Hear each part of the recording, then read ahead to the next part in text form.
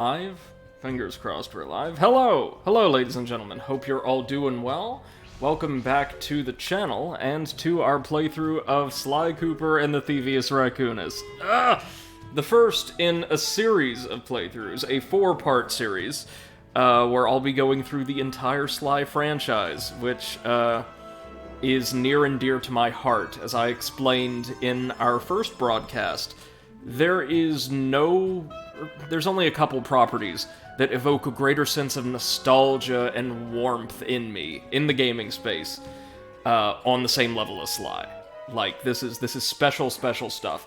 And last time around, we, played through the prologue and first chapter of the first game in the Sly franchise, Sly Cooper and the Thievius Raccoonus 2002, God's sake. Unless it was released at the tail end of the year, I would have been like 4. Just what a game. Off stream, I've been playing through Ghost of Tsushima, the open world action game set during one of, I think, a couple attempted Mongolian invasions of Japan. Also by Sucker Punch. And I have to say, it's absolutely fantastic. It's really, really strong stuff. This is just an insanely talented studio. And I want them to return to Sly more than anything else, but all of their projects since, with the possible exception of Infamous 2, have been pretty damn good. Okay, so, right, just a little bit of catch-up to do on this end. If you recall, we completed, as I said, the prologue in Chapter 1. We've got 4 more chapters to go today, and odds are pretty good that we're gonna be able to complete all of them today. And gain, like, all of the Master Thief moves and little upgrades from all the vaults by collecting clue bottles and all of that, in so doing. And I might even show off a couple of those time trials. Again, not really worth it, but I want you guys to see what we're in for, at least. And, well, if we finish here, then that means, when next we meet, we'll be able to dig into Sly 2, which adopts a totally different gameplay formula while retaining many of the best elements of this game. Just so you guys know, especially those of you catching this as a VOD after the fact, if there's audio blips, stuttering, anything like that, it's most obvious with audio, but anything that seems off about the visuals as well, which there shouldn't be, but just in case anything like that crops up, I am streaming this through the PS Now, PlayStation Now subscription service, which operates not dissimilarly to like Google Stadia, where it's streamed from Sony's server to my console. So there may be minor issues which are not present in the actual Sly Collection remaster trilogy for PS3, or indeed the original release for PS2. I can personally attest both of those versions of the game work flawlessly. That disclaimer out of the way, let's jump right on in. And last time around we'd completed Tide of Terror, which brought us to the Isle of Wrath off the coast of Wales to face notorious machinist Sir Raleigh the Frog, and steal, like, just all of his stuff. And next, we'll be heading to square off against the, I guess, head of security, or the enforcer for the Fiendish Five, this criminal cartel that killed Sly's father and orphaned him. Hey Luna, how's it going? Good evening, hope you're doing well. We're all set to go to Mesa City. We're going to be tracking down Mugshot, who has taken over a sprawling, like, entertainment district, so like a casino and the surrounding vice businesses, set in that famous dusty desert bowl of sin, Utah. Yeah, it's not exactly what most people think of when they think, hey, Invader Dre, how's it going? Good evening, hope you're doing well. Thank you for joining us. Not exactly the first place that comes to mind when you think, like, oh, arid dens of depravity in the US. Obviously, we're going to a Vegas-inspired locale, but which was inexplicably placed in one of the, regions of the US least hospitable to casinos and other vice businesses, by and large. The predominantly Mormon state of Utah. Not predominantly Mormon, I shouldn't say that. Like, largely Mormon state of Utah. This is not the only time in this game this is going to happen, where we're sent to locales where the aesthetics do not match, like, our general perception of what that place looks like, what that place is. Chapter 3's even worse in that regard, but it's no big deal because it's basically Vegas, right? So Mugshots taken over Vegas. He shut the city down entirely and is using it as a massive base of operations for him and his street toughs. So we're going to head straight across the country to take them on.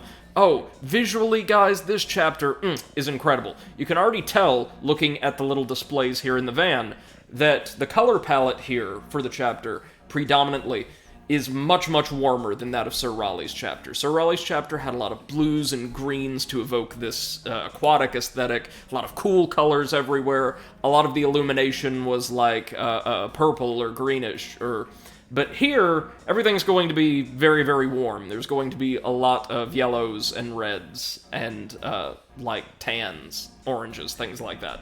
Let's get ready to dive on into Chapter 2 of Sly and the Thievius Raccoonus. It had been a while since I'd been back in the U.S. Next up, the notorious Mugshot. Ruthless muscle of the fiendish five. What he lacked in brains, he definitely made up for in brawn. Turns out he wasn't always that way. He grew up as the run of the litter. A neighborhood weakling. The only friends he could turn to were usually found on the big screen.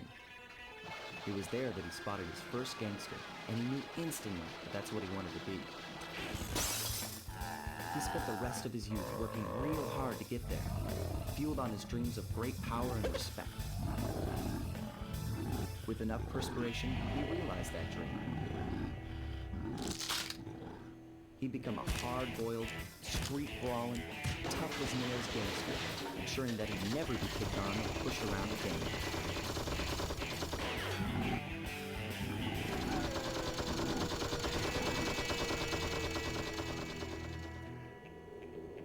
So he's holed up in Mesa City, huh? I've always wanted to go to that thriving American boomtown.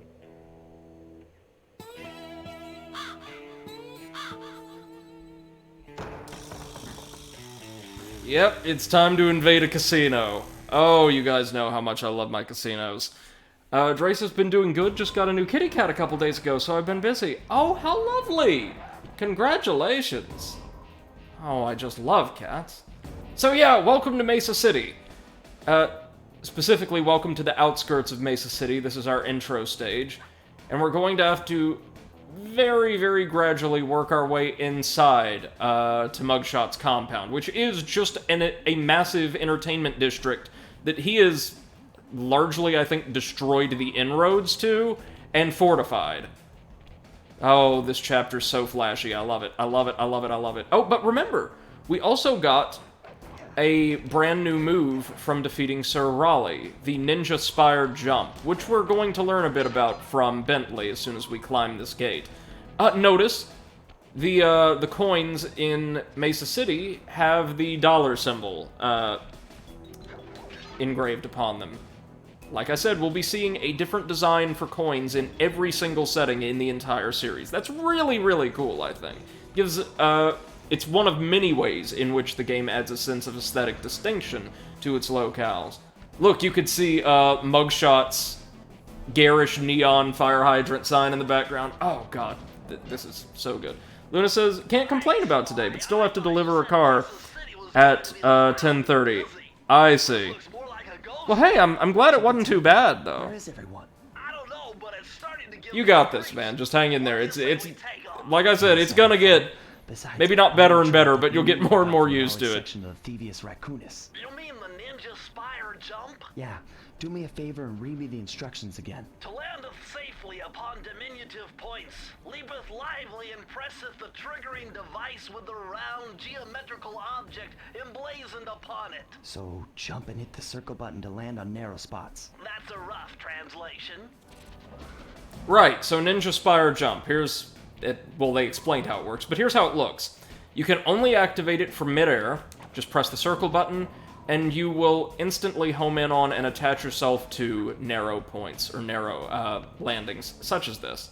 Now, we can pivot all around and attack with Arcane while perched on one of these points, but we can't really move. The only way to leave a perch that you have landed upon is to jump off. But down here there's a few clue bottles, so we're not going to take the high road. Mugshots goons are... Hello? Mugshots goons are all canines of various shapes and sizes, including non-anthropomorphic dogs that are, like, tied to stakes. I'm not really sure how this works in this world. That's kind of disconcerting. I don't know, are these, like, crazed drug addicts or something in Sly Cooper world? Isn't that the dog from Looney Tunes? Yeah, or like Tom and Jerry. Yeah. Oh, yeah, Tom and Jerry, exactly. How are we doing, Seth? Pretty good. I had a chill day. I was streaming some Black Mesa because I really like the game. I saw, yeah. Is that a recent release, or? It's a remake of Half-Life from '98. Oh, I see. I'm not sure when Black Mesa came out.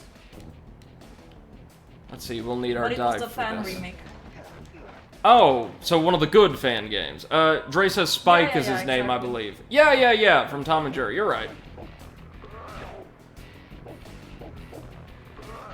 As you can see, their tethers will work against them, as will Arcane. Now, we could proceed up and around through the down subway car, but let's gather some goodies first. After all, getting those clue bottles makes us a stronger, better raccoon. Here we'll have to platform across some debris strewn along the water, and Mugshots chapter is slightly more demanding when it comes to platforming. Combat and stealth encounters really aren't that much worse, but as you can see, it's quite easy to accidentally fall in the water and take some damage. How far in the game are you right now? Chapter 2 of 5, ma'am. Ah, okay, so I did not miss much. No. We just fought our way through Wales and defeated Sir Raleigh in the last stream. Now, Nice. I believe I should be able to finish the game today. Oh, okay. Are you not going for 100% completion, or? Everything but the time trials. Okay, interesting. Be careful, Mugshot's got ambushes set up. As you can see, there's quite a few clues here. That's because this stage, and most of them in Mugshot's domain, are a little bit longer than what we're used to from the first chapter. The reason why is there are actually slightly fewer stages here. There's more mini-game stages in Mugshot's chapter. Sensors. Step on them and you're a goner. Nice touch. They're safe to walk on while flashing, but it also means they're about to switch to a different sector. Yeah, as Bentley said, these are basically the standard lasers or spotlights, but on the floor this time. Ooh. They're floor lights. Exactly. Let's just slowly creep our way up here to get the clue bottle. Okay.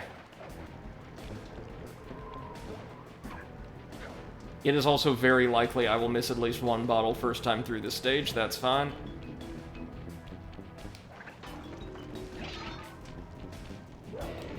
Got another thug here. Trying his best, which is not good enough. No. Yeah. I mean, it's okay. Look, we've got a cane, and if there's one thing that Bloodborne should have taught us, it's that canes are the best weapons. Oh, I love this enemy's style and his attacks. He's going to fire out a spread of, I want to say, 5 to 7 playing cards. You can just jump them, but it's the closest thing to a shotgun attack we'll see in this game. Nice. And at this point, we've been introduced to, I want to say, all of Mugshot's guards, save his flashlight guards, whom look amazing. Ah, look at this cleverly hidden little bottle. I vaguely remembered this. For a game with only one type of collectible, it does hide those collectibles quite well in some stages. Do we? Oh no, we fell! Damn it, damn it. I thought we could jump or sneak our way around. We cannot, apparently. That's alright, that's alright. First death of the playthrough, that's not bad. I will actually... So, Brady? Ma'am. Yeah. I have some very good news. Only 2 weeks until Skyward Sword gets released. There you go. And... Wait, that's my excited noise. I want to say Great Ace Attorney Chronicles will be the next week. Yes, I think. You will have a very good couple weeks. Dre says the new Yeah, Ratchet I'm and gonna Clank... be streaming Skyward. The new Ratchet right and away. Clank had a Sly Cooper cameo? Well, alright, Ooh. generally don't want spoilers for stuff like that, but that is really cool. There's a couple more of these dogs are called Cletus, I think, so we just slug our way through the Cleti and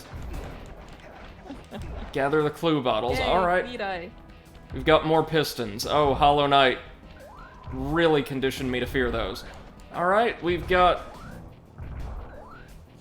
Exodus, is that a spoiler, though? Yeah. First off, hey, Exit, hope you're doing well, man. Good evening.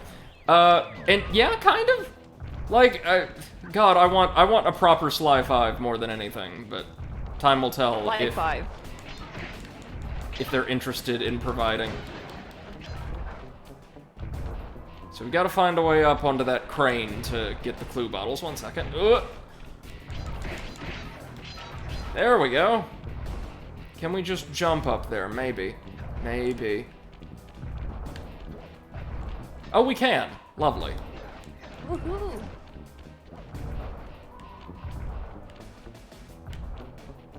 Just 7 bottles to go. 2 3 little bottles. Ah, and here we have... Oh, shit, fire. Here we have the Fire, okay. the most heavily guarded subway in the world, which isn't even operational. Yup, potato. Hey, hey. Well, we are not hearing you if you're saying anything. Oh, yeah, sup. I forgot to mute them. No worries, how's it going, man? It's going good. How are you? It's Ah, good. hanging in there, thanks. Good. Yeah, that's right, ain't no security system could stop the raccoon. Basic fact of life for those of us who grew up in the South.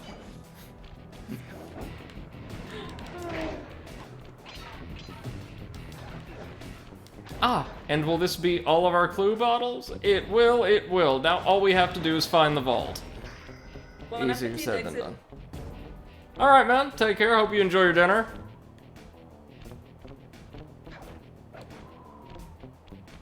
Hey, at least since we disabled security, we can make our way back through the stage pretty easily. Save this bit.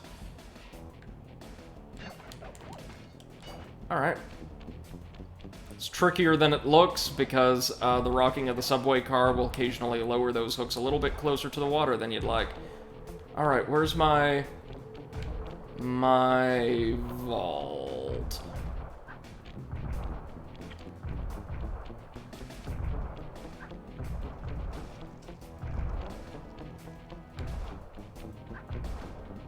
Gotta be somewhere. Because nothing is nowhere. I'm... nice. I'm gonna take Beppo for a short walk. Alrighty. Okay, friends, let's see. Normally, the vault is not far from the end of the stage, but that may not be how things work in Mesa City. Oh, they've even got like a discount G-Funk synth going in the background of the stage theme. Oh, that's so good.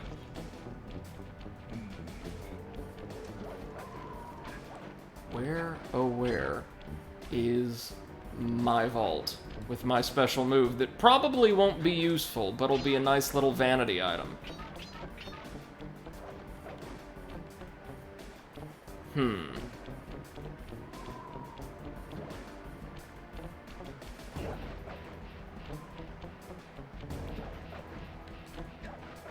Hold a moment. If we make our way back to the entrance of the stage, what Could it possibly be over there and I just somehow missed it entirely? Oh, shit. Yeah. Probably not, then. Okay. Give me a minute, y'all. Appreciate your patience. We will just work our way back along then, keeping our eyes peeled. It may be at the very end of the stage, just hidden somewhere I couldn't see. That has happened before. Frequently.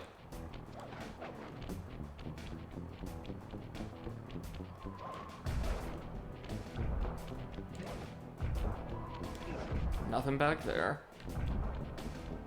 These crushers aren't too difficult to maneuver around. Ah, there we go! There we go! Yeah, it's on this isolated rocky outcropping. There we are, baby. And we get a great shot of Mugshots compound. Press the circle to enter the vault code. A little bit of higher mathematics and voila! Dial in 314. What's in the box? 21% completion, baby. That ain't bad. Not bad for like what? 3 streams? 2 streams? Technically half a stream and then 20 minutes. Nice. Oh, we've learned the explosive hat technique. Better back off to a safe distance first. We've got bombs. Mines, more specifically. Observe. Have to be pretty careful because we can damage ourselves with this, and you know me and blast radii, I do not get along. Press the triangle button once to toss the hat, and replace it with a second hat. And press the triangle button a second time to detonate the hat. Has select combat applications. Can be kind of useful for stealth in a couple points, I think. Not really something I use all that often, though. Not because I'm just that good, but because I tend to forget about a lot of my special moves. I mean, like, look, when your starting point, your jumping off point, is smacking things with a pimp cane, do you really need anything else? Yes. I don't know what, but yes. I was about to say, well, Potato, you're one to talk, you clearly don't. Ganondux got it on lock. And looksy, we got ourselves a treasure key that opens the sewer. Which is treasure, apparently.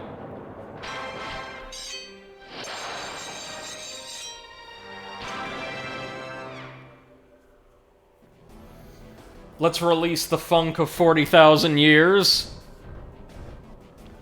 And make our way to Mugshots Casino. We'll also get our first announcement from Mugshot at some point early on in this hub stage. First off, look at the design, huh?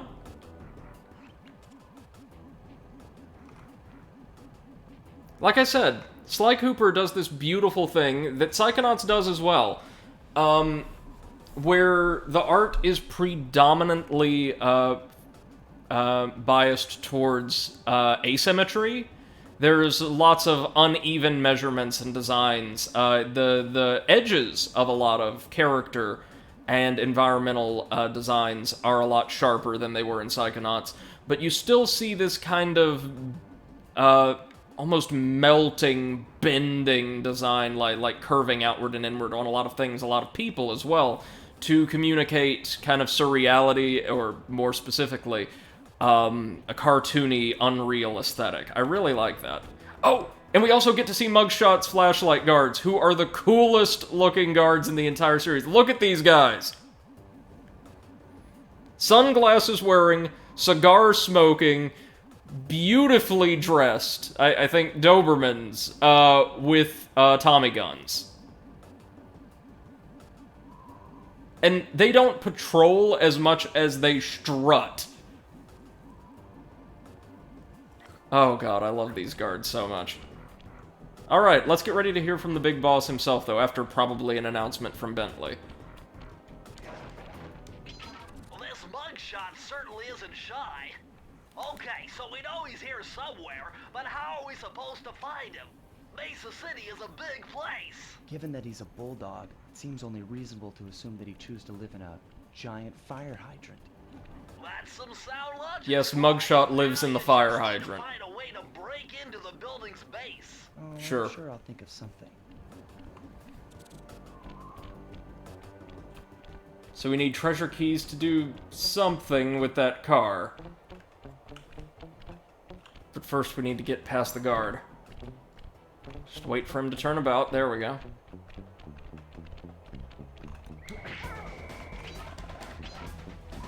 Wasn't fast enough. Oh, here we go.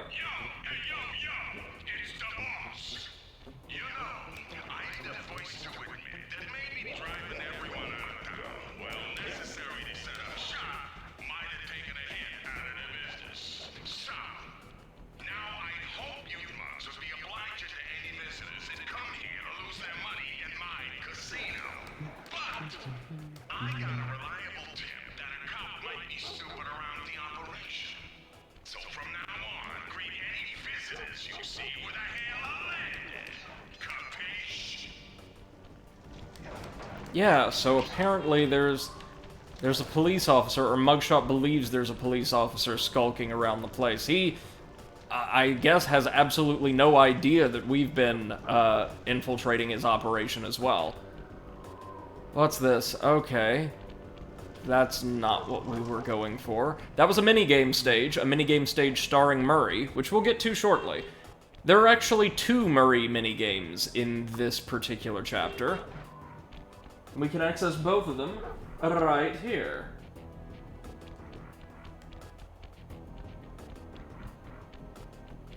Going for my least favorite first, and one of the only areas of the game where I feel like I'm quite likely to have to retry a stage multiple times.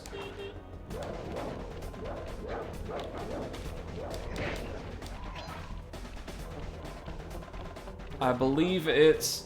Yep, this one, at the dog track. Would you care to guess what this is?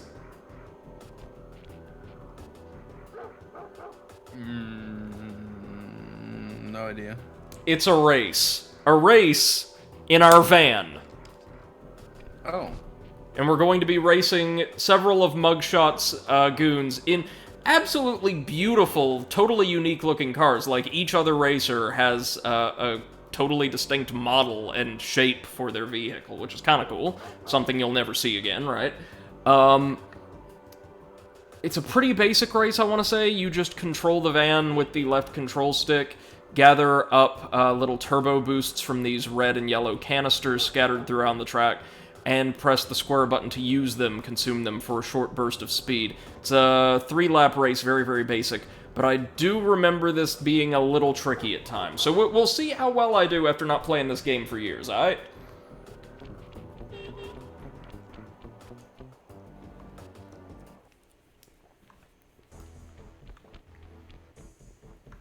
Murray, what's going on down there? Well, I drove to this hot dog stand for a quick snack, and the next thing you know, I'm getting Oh, that hot dog challenged has a to disturbingly race by human these face. gangster dogs. Is there a key in it for the winner? Yeah, 3 times around the track for a key. Must be one of the devs. Drive the van with the left analog stick, and if you manage to pick up any nitro power-ups, you can get a boost by pressing the square button. Go get them. I'm on it. Alright, let's do this thing.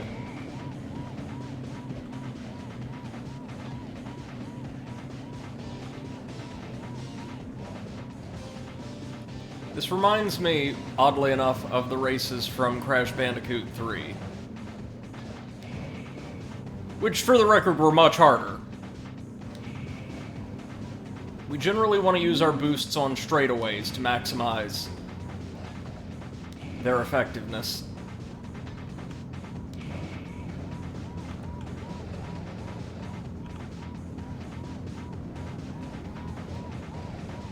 We can jostle other cars a little bit. They can do the same to us. It can be useful situationally. Alright, we got into 3, that's fine, but the Mariachi Mobile and the Dragster currently in first are a lot harder to pin down.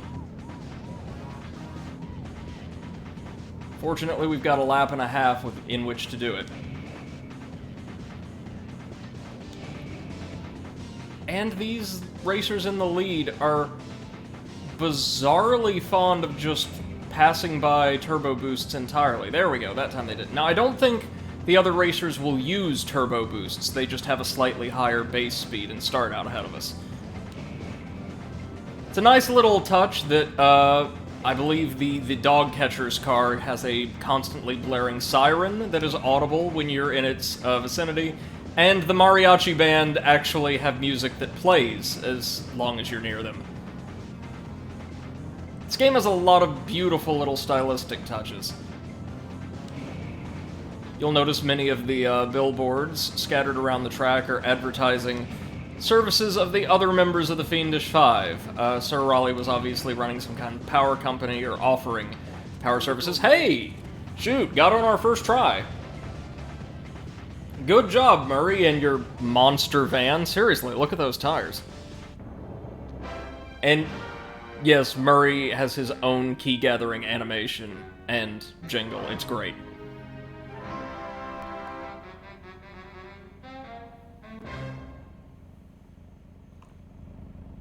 And we'll be calling on Murray once again in the next stage, which is another minigame, but one that I vastly prefer to the racing. It can also be just a little tricky, but it's a lot of fun.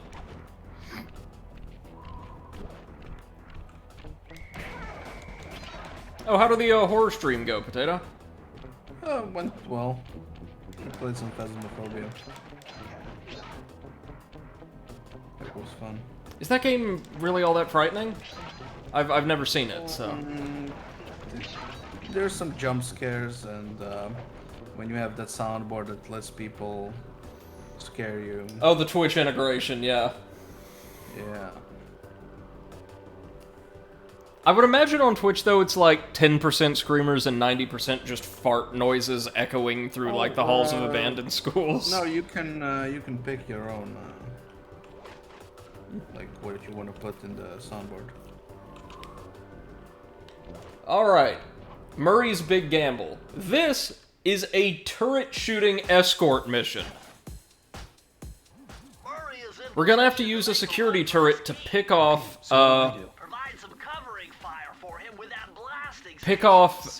any threats, enemies, and also environmental hazards before Murray makes his way to them, because Murray can take no damage whatsoever, nor can he defend himself. Alright, big guy, give me just a sec. Oh, I've got to start by shooting the lock. I can't move my reticle. Okay.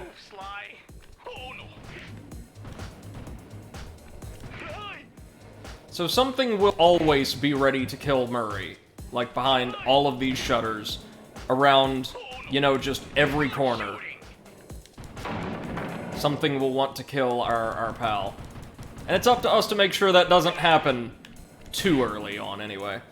Right now we're fighting primarily these melee enemies. Flashlight guards will replace them in the back half of the stage, and of course they have a greater effective range, so we've got to be careful there. Also, don't want to shoot any of the barrels of toxic waste while Murray's around, because the blast radius will kill him. Of course it will. He'll also put himself in front of our turret, put himself in the line of fire disturbingly frequently. Yeah, Murray, halfway there. Good job, buddy. No. I don't think so. Almost to the point where the flashlight guard should start showing up. Here they are. Nice shot.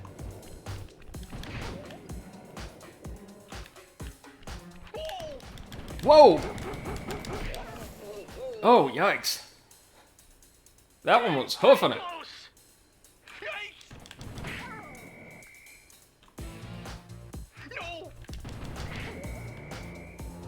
Flying.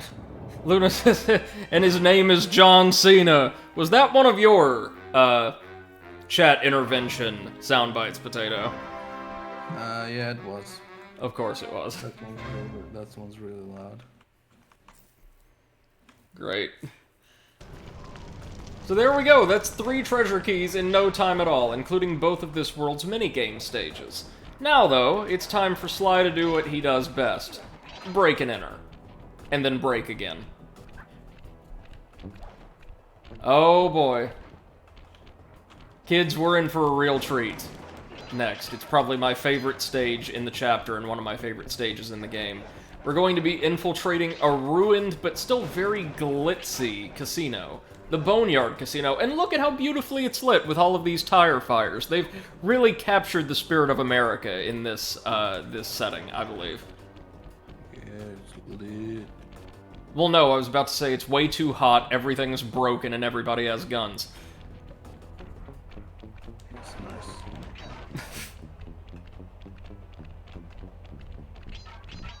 Oh wait, no, I didn't mean to use the keys already, but okay, we'll just remove the locks on this, this wench here. Luna says it was too loud. I bet. Into the Boneyard. See, the Boneyard is so decrepit that it's partially flooded, but it's still very, very attractive, except for this bit. Look at this. This is a garage that empties out directly onto the casino floor. How does that work?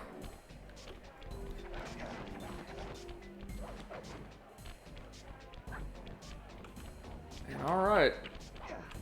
So we start by, I guess, killing the power, which also opens the door, but, But look out for those guards. Mugshots got those machine yeah, guns, so we've it's got always a hunting ton like of a flashlight fly. guards in here.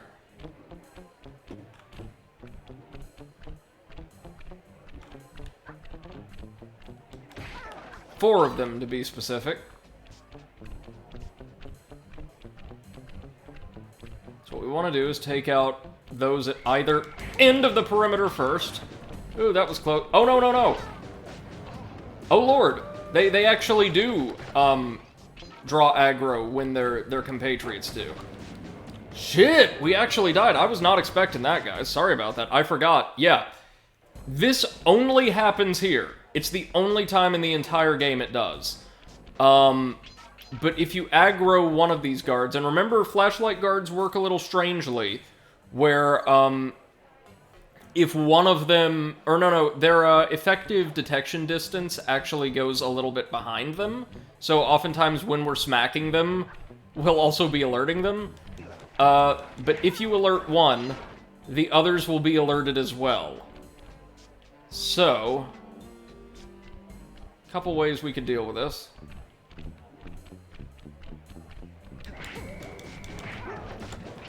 Whoa! That was not it. I thought I could, like, duck and hide, but I forgot. Bullets from flashlight guards in this game, just little learning pains, actually home in on you. So yeah, we're screwed if they detect us.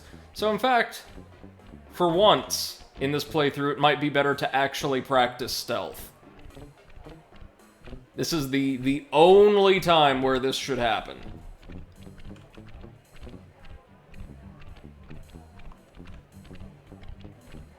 Thankfully, there's no clue bottles or anything like that around here, so we should be good.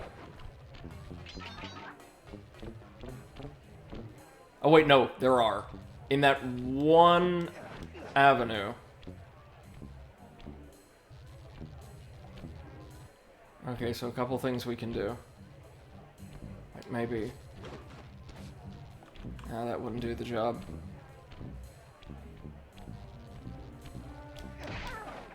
Alright, that took him out silently.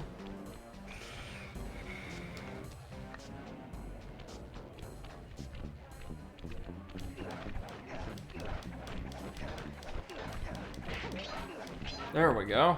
There we go. You just have to be really, really particular with them.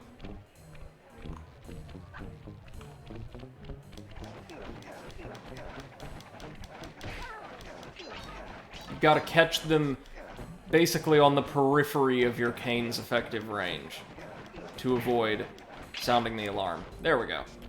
Now, how many... Okay, 40 clue bottles total. We've got this lovely mugshot mascot over here. He's the mascot of his own casino. Gotta appreciate that branding.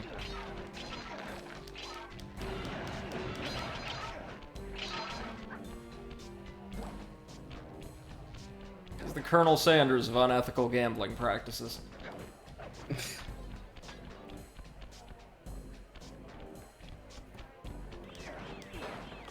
Take out the alarm here, and of course we've got more flashlight guards. Nothing we can't handle, though.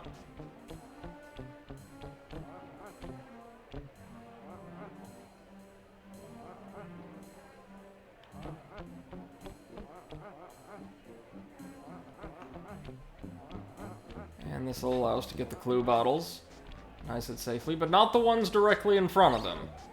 No, for that we need something a little more direct.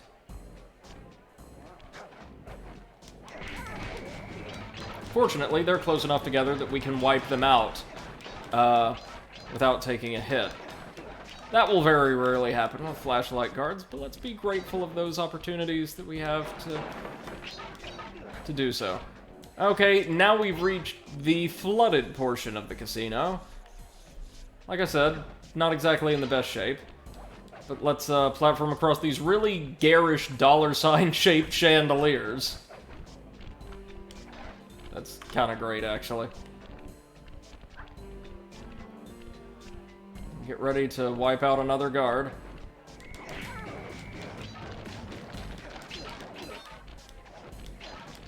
Collecting a golden horseshoe as we do.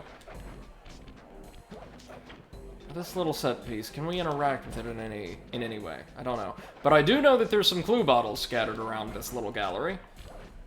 There's no way we can interact with any of Mug's slots, unfortunately.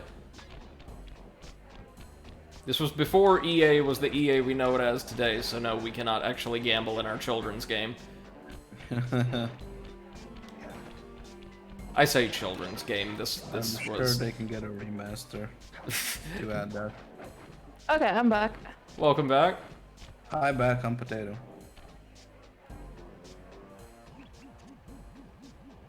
Oh wait, so can we? Is there a point to grabbing onto the hook? Because we can grab onto the hook. Let's see. I don't know that I've ever done that before, actually. Maybe just to help you get down and out of the way of the... Oh! Oh! It causes the casino to pay out. Give you a bunch of coins. All right. Nice. Never knew that. Definitely not by this EA, mate. No, no. EA had nothing to do with any of these, of course, but no. I wouldn't put it past EA, like, installing malware in their games that causes your bank account to do that.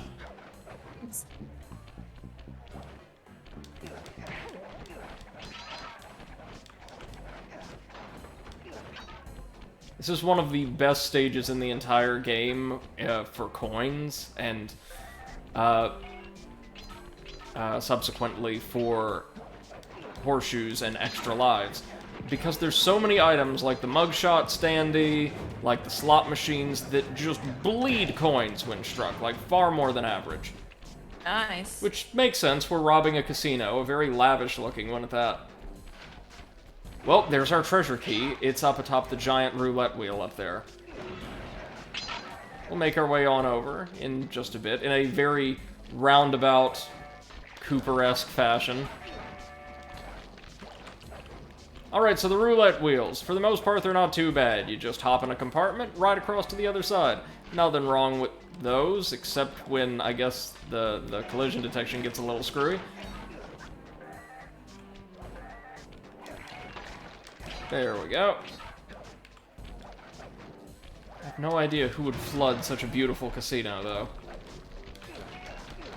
Now, however, we reach a roulette wheel with lasers blocking some of its compartments. So we have to move very slightly cautiously here. There we go, done and done. And, oh, good.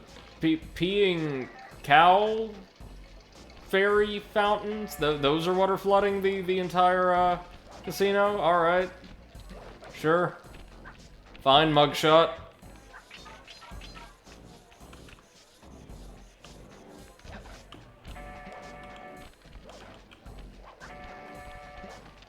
Well, folks, we're almost to the end.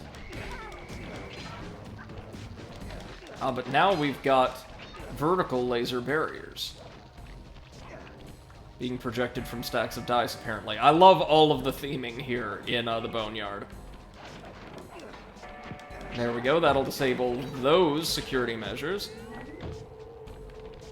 And now we've got to jump against the rotation of the wheel in order to avoid the lasers. Slightly tricky, yes, but still not too bad at all.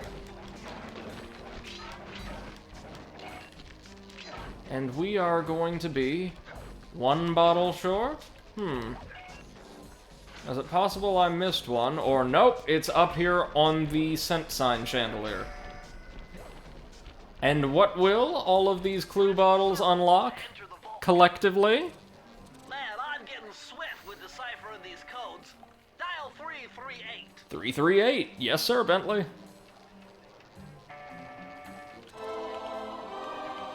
And as I said, hopefully you guys can see this as well. I think Mugshots chapter is far more elaborate in its theming and design than even Raleigh's was. Yeah. BF Cooper.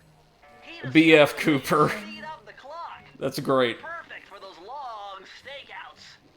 Just hold down the triangle button to So here we get another one of those gimmicky little novelty power-ups. We can hold down the triangle button to just cause the speed of everything in the game to increase. Observe. Whee! If you're looking to avoid damage, that is an absolutely terrible thing to do, but it's a halfway decent way to sprint across territory you've already covered, if, say, you missed a clue bottle quite early on in one of those stages. That can always be a little nasty.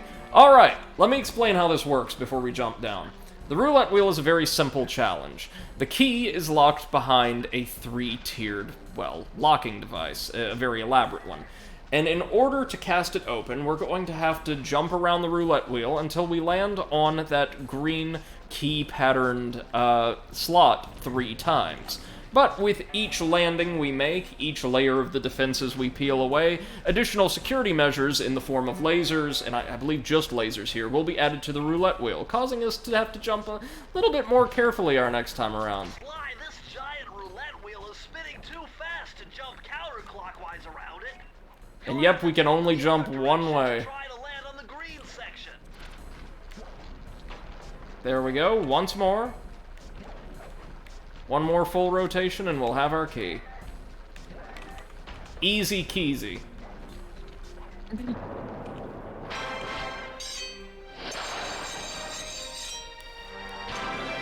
So, Seth, does that Black Mesa remake also include any of the Half-Life DLC or expansion packs?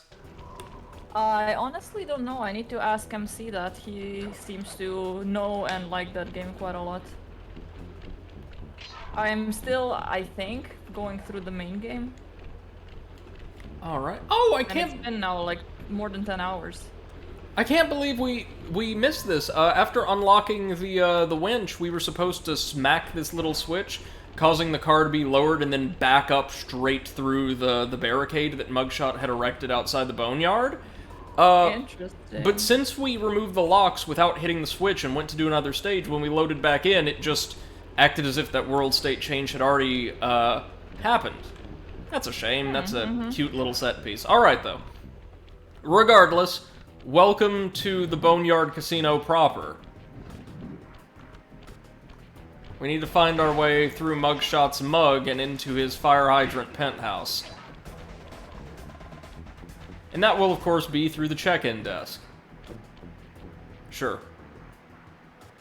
No, Sly, we don't have the keys, Sly. Come on, man. So yes, there's 3 more stages that we'll play through all of Sly this time around, in order to earn the remainder of Mugshot's keys. Let's start with whatever the this aerial is. looks so pretty. Doesn't it? Oh, 2 to tango. I love this one. Hope you guys are cool with operating under pressure, because good God is this stage going to introduce a lot of it. Under pressure.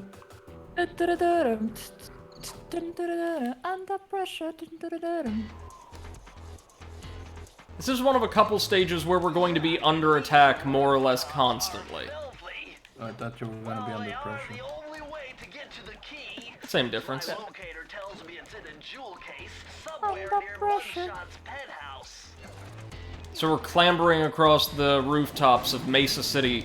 Once again, just going to lay this on the line. Utah, in order to, find a jewel case that Mugshot sealed one of the keys, away inside.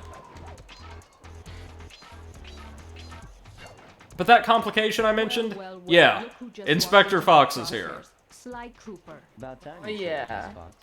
And this time, she will be aiming for us. Somewhere back in Paris. The only one making wrong turns is you, Sly. And there's absolutely no way to defeat her, so we've got to dodge her throughout the entire stage. Now see, a girl whose best friend's a firearm's got issues. Welcome back, Luna. Dinner, little dancing. I'll I think I come can back. help you out. Sounds Welcome back, romantic, Luna. as long as you don't mind dining Under in pressure. jailed. Nah, I hear the service is lousy. Once I catch you, you'll know for yourself. Now, fortunately, unlike, say, the flashlight guards, her bullets are not especially fast, nor do they home in on us. Still hurt all the same, though, so want to be a little careful while also gathering up our handy-dandy clue bottles.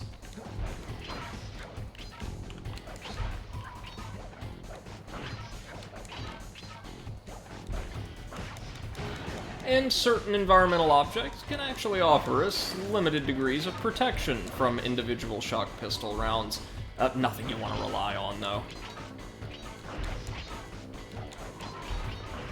As I mentioned in our first stream of Sly, this game does have a remarkable variety in gameplay styles. Let's be as...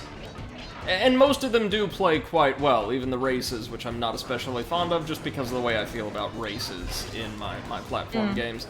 They control perfectly well, and actually feel quite good in one's hands. Feel a bit like a kart racers. Are you saying you're racist? Really? No.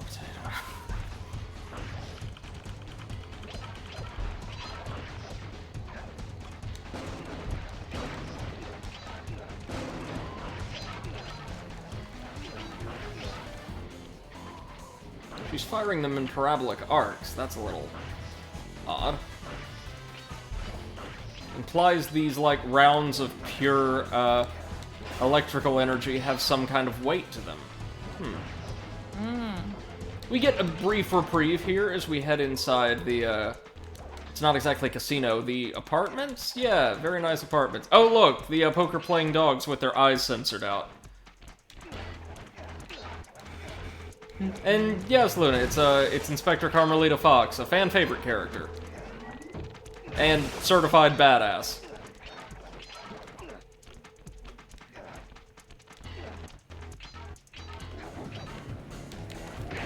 There we go. Well, there's our treasure vault. How many clue bottles do we need? Just 4 more. Huh. Oh, we see 2 vaults.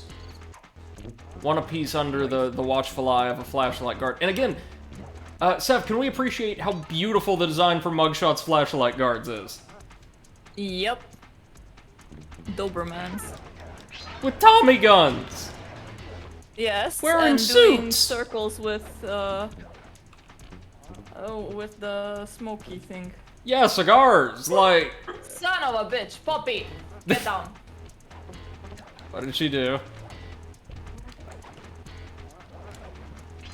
Toss down a small mirror on top of Beppo's head. Of course. Good thing I know Navajo code talk. I assume he's fine, yes? Yeah. 532. Okay. I don't think she would be still sitting here and talking to us if he wasn't. Smart. As long as there wasn't poop involved, maybe? There we go. So now any clue bottles and destructibles in this environment will be highlighted for this chapter. We got an upgrade like this in Raleigh's stage as well. Sorry, what were you going to say, Seth? I think one of you was going to say something. I don't know, something about poop. Oh, of course, yes. Nothing important. Just so people know what network they're watching. Exactly. Need to make sure. Okay, get ready. Because Inspector Fox is on the case again. And this time she's blasting away our footing, so... Blasting away at the speed of light. Can get a little tricky. There we go. Carmelita, please stop destroying my platforms. I can't platform in my platformer without platforms. Ah!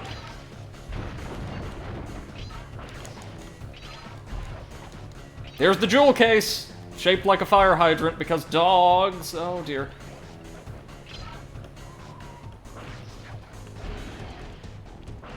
Our Lucky Charms will be quite literal lifesavers on several occasions, I promise you that. Good news, if you miss a jump or something and fall down, Carmelita does have to reposition herself.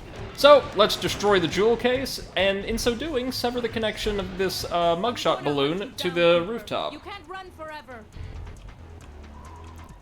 Okay, I'm sure she'll get down. She's fine. Yeah. He's gonna be Gucci. 2 more keys, and then we are done with Mugshots chapter, effectively.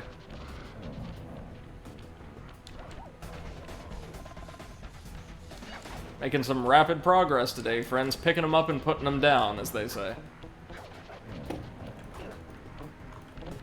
Where to next? How about over here? Ah, Back Alley Heist. Yeah, I remember this one. What am I saying? I remember all of them. So we've got to sneak our way around the periphery of this absolutely filthy entertainment district in order to get our paws, because raccoon, on our next treasure key. Which I think isn't being guarded all that heavily, compared to most of Mugshot's others. There's lots of security on the way, but I think the key itself may just be kind of out there.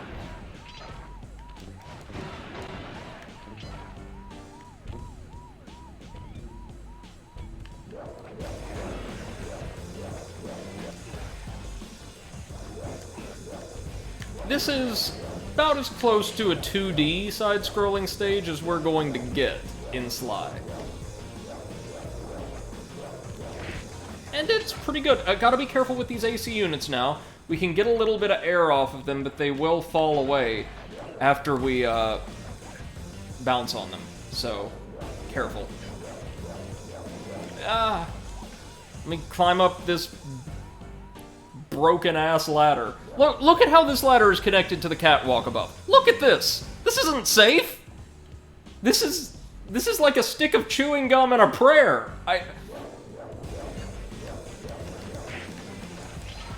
Alright, there we go. Oh, and are we streaming to Discord? Does everything look alright? Seems fine, yeah. Alrighty, just making sure. Ooh, Yeah, no careful. worries. I'm gonna let you know as soon as it's not. No. Appreciate that, as always. We want to stick to the high road here, because there are plenty of flashlight guards down below, and of course there's clue bottles up here. So you were living on a prayer? Oh. Great song. Great song. I mean, I know it's dad rock, but it's a really good song.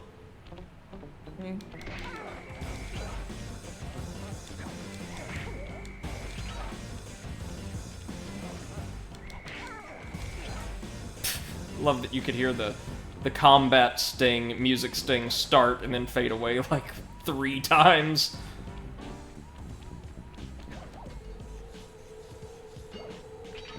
So what we want to do here is crouch down using the context action button to stay out of the line of sight of these searchlights. Then we'll drop down, we'll drop down, there we go. And then get up again. Indeed. Here, there's no context cover, so it will, oh, some pretty badass looking Sly graffiti there. Oh, wait a minute. Whoops. There we go, didn't take any damage, thankfully.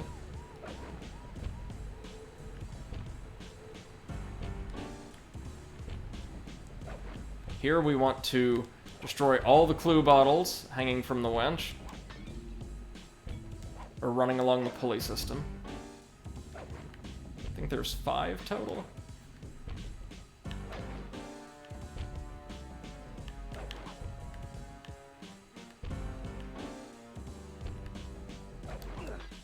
The soundtrack for this game is also quite stellar, I have to say. Really does evoke that, like, classic, very jazzy, espionage film vibe. Okay, so there's all of our clue bottles. Are there none over there? Well, gee, I suppose not.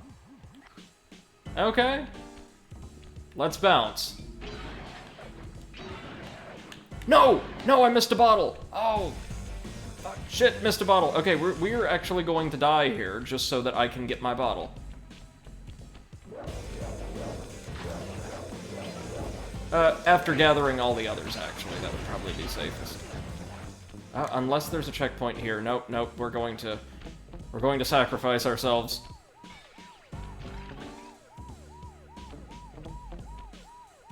It's alright. It's not really a death if you accept the cost yourselves. Sure. Let's go with that. This was before the halcyon days of just reload from last checkpoint. One of my favorite quality of life features as it happens. Oh, there are tires we can hang from here? I did not even notice. I'm so good at Sly Cooper, you guys. You have no idea. Okay, there we go.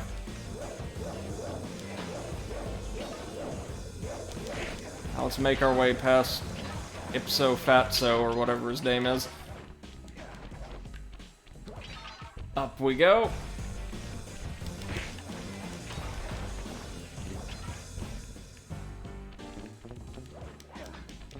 Looks almost like we're gonna be one bottle short, right? Well, not so, dear friends. For all we must do is sneak our way right down here and pop that sucker. Hey, there we go. Now let's see what novelty upgrade we get here. After... Whoa! Whoa! The upgrade is apparently the camera freaking out. Nice. Yep. Press the circle to enter the vault code. I could have broken this code in my sleep. The combination is 565. 565, gotcha. I also appreciate that the soundtrack in most of these stages, if you guys can notice, is actually dynamic. It becomes more or less active with more or less parts playing depending on the context. Quieter and softer when you're sneaking or opening vaults. Louder and more bombastic when you're breaking things, fighting enemies, or moving quickly. Also, check out that upgrade. We now no longer take damage from water. That's awesome. That is genuinely a fantastic upgrade. And it's really gonna come in handy during the next chapter, which has a ton of water serving as hazards. Or water-based hazards, I should say. There we go. One more treasure key, and Mugshots operation will be defunct. What we want to do is head over here to that portal that the flashlight guard is patrolling. Oh, no, sorry. Over there to the portal that flashlight guard is patrolling.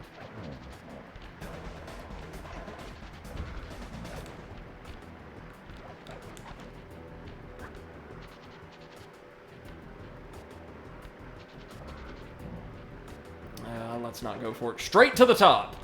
Yeah, baby. This time we're heading to the roof of the Boneyard Casino to pilfer a treasure key that Mugshot has sealed away, as we can see right there, behind plate glass. So all we've got to do is find a way to crack that sucker open.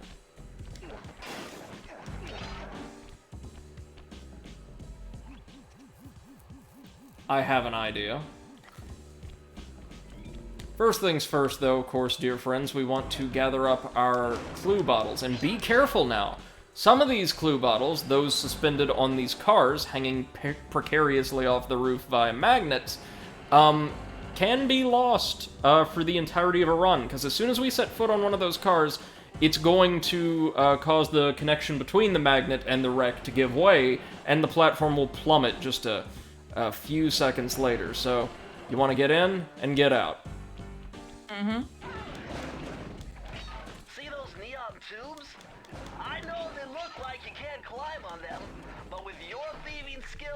I bet you could pull it off. Yes, we're going to be climbing neon signs. My dreams realized.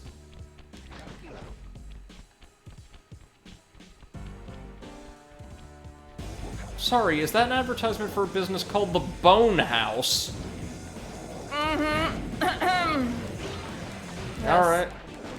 Well, hey, it's far classier than what Rare would have put here, no doubt. Yeah, yeah.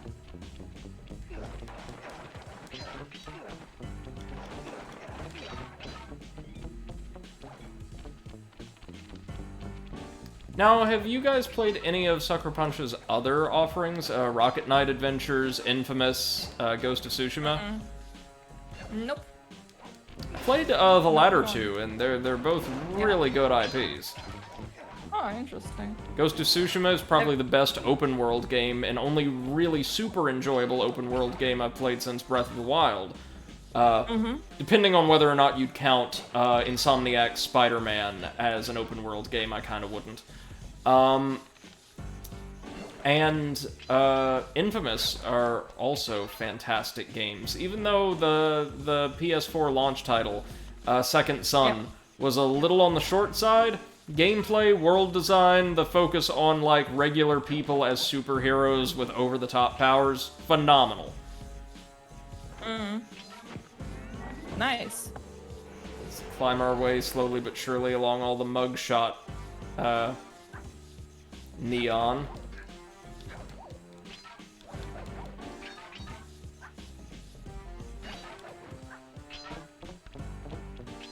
Ah, but wait first. There are bottles to collect.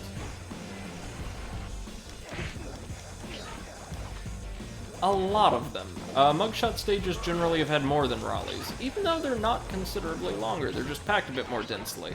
Notable exception being the first stage, the intro stage, which was, actually, pretty lengthy. Hi, Cletus. Bye, Cletus. Ah, one thing we can do here, hang from the hook to get this reservoir to spit out a bunch of clue bottles, because apparently treasure is better than money. No, sorry. The implication of treasure is better than money. Money, listen to me. Water. Shit, God. It's been a long week, friends, I'm sorry. Okay. Wall, shit, God. Okay, that evolved very fast. There's a concept for, like, a deity you can use for, like, a paladin build in a D&D game. Servitor of the Wall Shit God. Patron of public bathrooms the world over. It's amazing, isn't it, how, like, waste ends up on the walls and ceilings of public bathrooms. It's crazy. Like, I get people saying, like, oh, well, it's not my bathroom, I don't really have to keep it clean or whatever. But at the same time, who's like, yeah, it's not my bathroom, so now I can fulfill my lifelong dream of pooping on the ceiling. And also, who would decide to do that out of the house, who would not also be totally okay doing it at home? Like, really. Well, you know, whatever tickles their pickle. Maybe they just wanted... I don't know, maybe they wanted to shit into the ceiling fan, and then it all just went wrong. I don't think there's a way that can go right. They're giving janitors, like... Sorry, they're giving janitors therapists a lot of business, but that's about all. So, if we add our weight to the top of this tower, we'll cause it to crumble and create us a nice little pathway. Mugshot's guards, as usual, are ineffective at best. With the exception of those Dobermans in the Boneyard Casino stage itself that were actually coordinated. Those guys were pretty tricky. If only because I forgot that they actually did coordinate them. Oh! Didn't see you there, fella.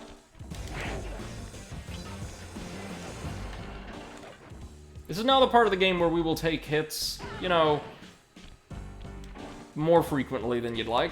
But with our horseshoes and my general knowledge of the game, probably shouldn't die from regular combat often, if at all. Fingers crossed.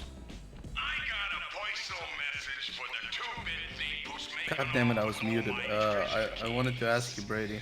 Are you sure it's Dobermans, not Dobermen?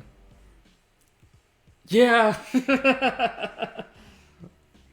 Oh, hold on, we've got another announcement from Mugshot. Pally. If I get my hands on you, I'm gonna fit you with your own pair of cement bunny slippers. You hear me? Your lunch mate, join me.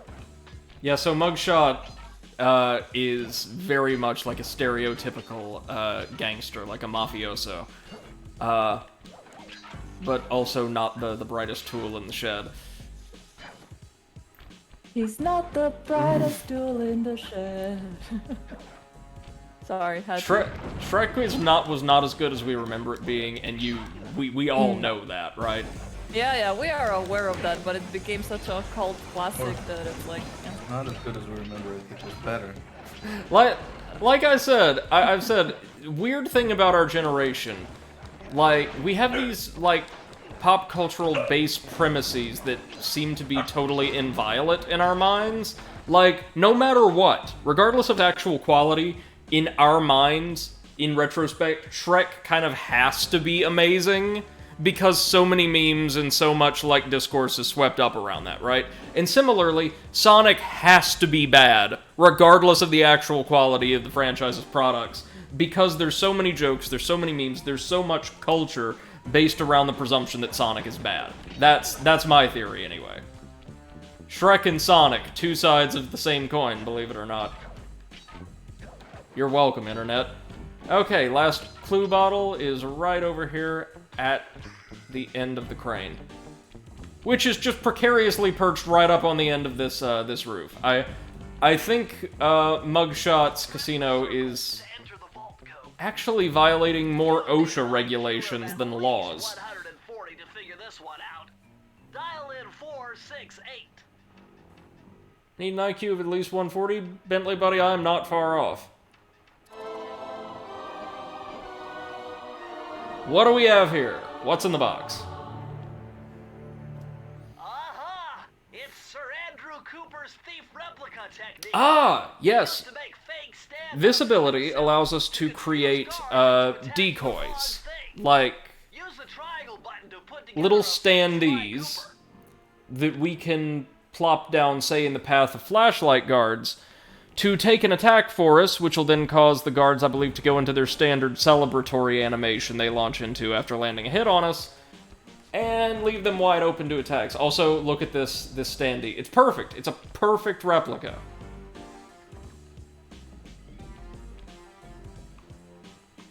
It's adorable, really. They only last for a few seconds, though, so do be aware of that. Right, so what we want to do, I think, is just drop down onto the magnet holding the wrecking ball.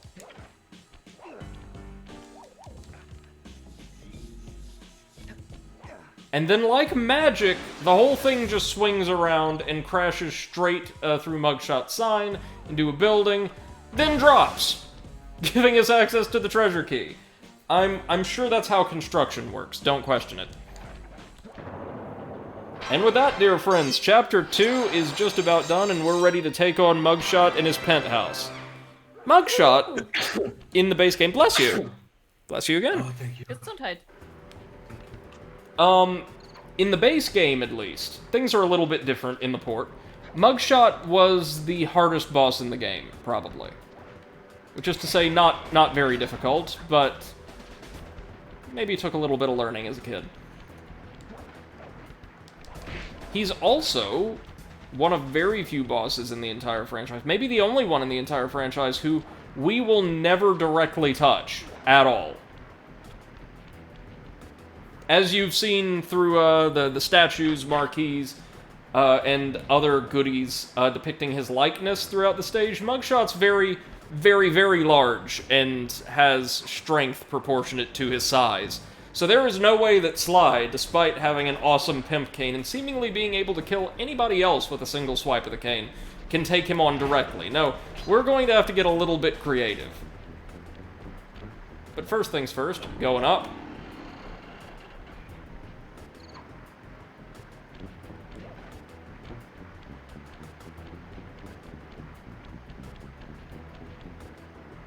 Would you look at that ugly mug? I am. Wait, are you kidding me?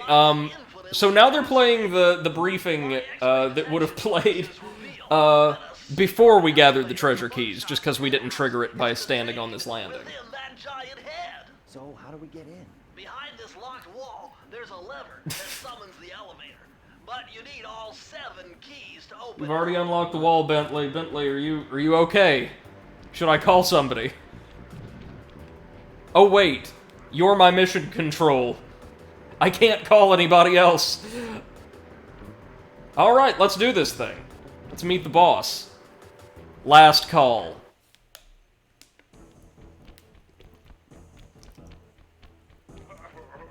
What? My boys have been yapping about some big mysterious dude running around cracking skulls and this is it? You're the monkey wrench in my operation? Some scrawny rat with a stick. Hey, wait a second.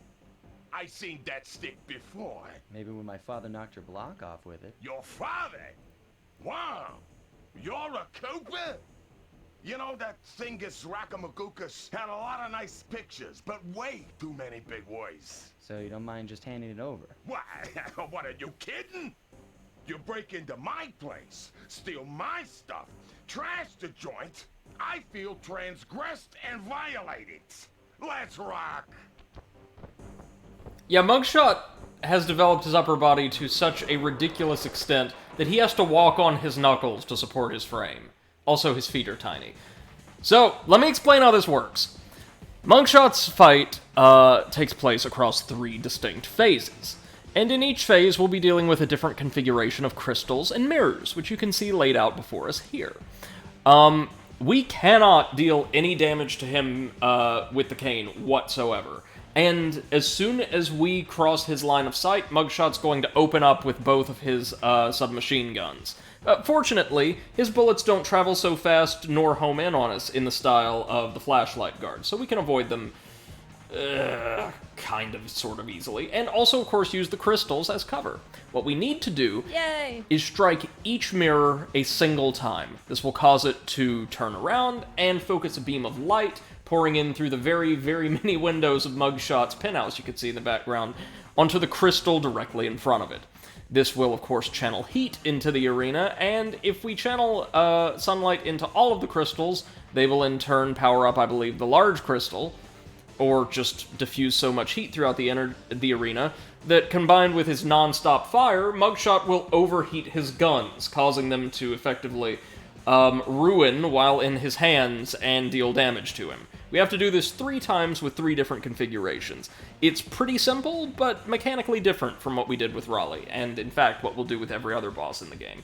Something I really appreciate about Sly 1 is that each boss works completely differently from all of the others. This is something that we can't exactly say about the rest of the series until Sly 4, but those games' bosses are great in their own distinct ways. We'll get to that later on, though. Only thing you need to be aware of, Mugshot can strike mirrors that you've already activated with his gunfire and flip them again.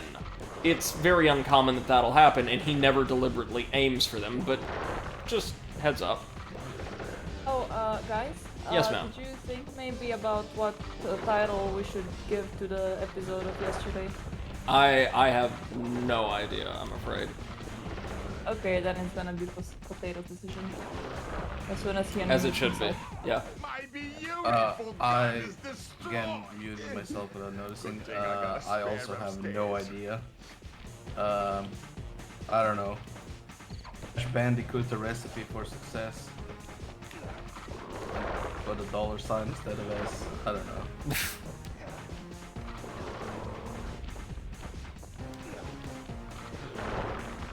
Okay, now, this arena's a little bit more difficult to work with, if only because...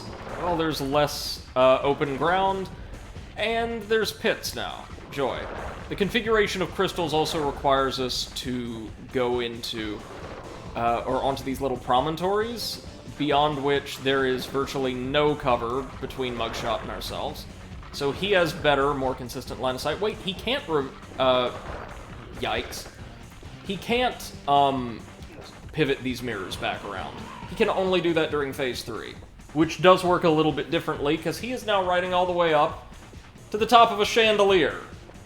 You can see where this is going. What we have to do is hit these mirrors to get them to focus energy or sunlight directly onto the chandelier that Mugshot is standing on. This will take him out of the game. Here's how this works, though. He's going to fire at us on a time interval now, not necessarily on sight.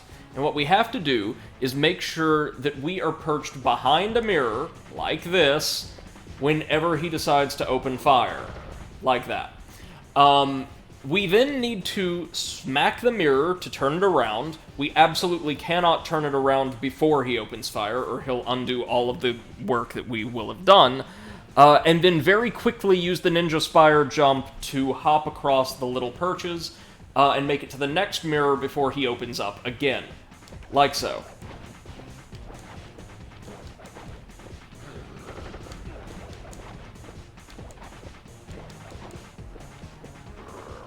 It's not too bad once you settle into a rhythm, it's really not. But it does work differently from the first two phases.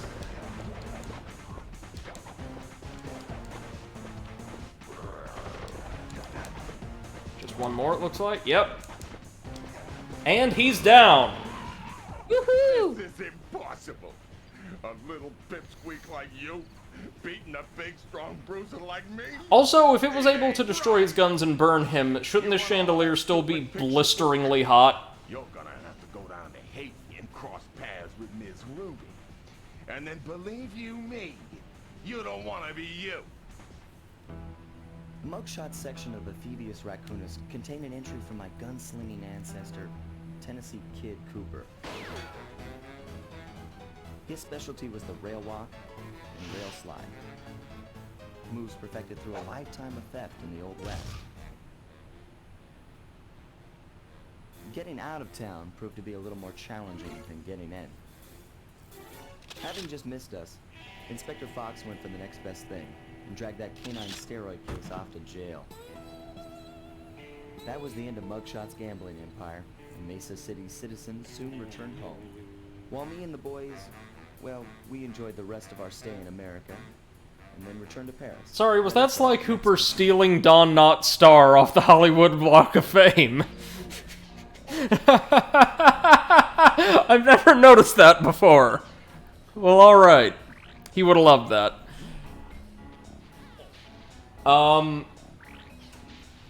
Let's see, friends. Now, as we were told, we're heading down to Haiti to face the third member of the Fiendish Five, Ms. Ruby. And you know how I said it was a little odd that they were using Utah as the basis for, like, a Vegas knockoff? This is where the weird, like, cultural blender that they seem to have thrown some settings into gets really pronounced, because, okay, not to spoil anything, but the theme of the next chapter I figured out a way to get us to Haiti.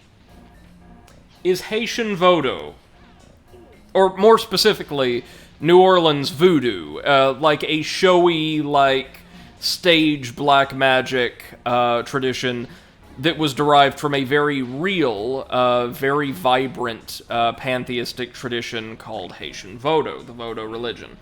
We're going to Haiti because it is tied most prominently to Voodoo out of all the world's locales, but the stage itself is a bayou with a Creole-speaking, or borderline Cajun-sounding boss. So, really, the aesthetics here are those of Louisiana, not of Haiti.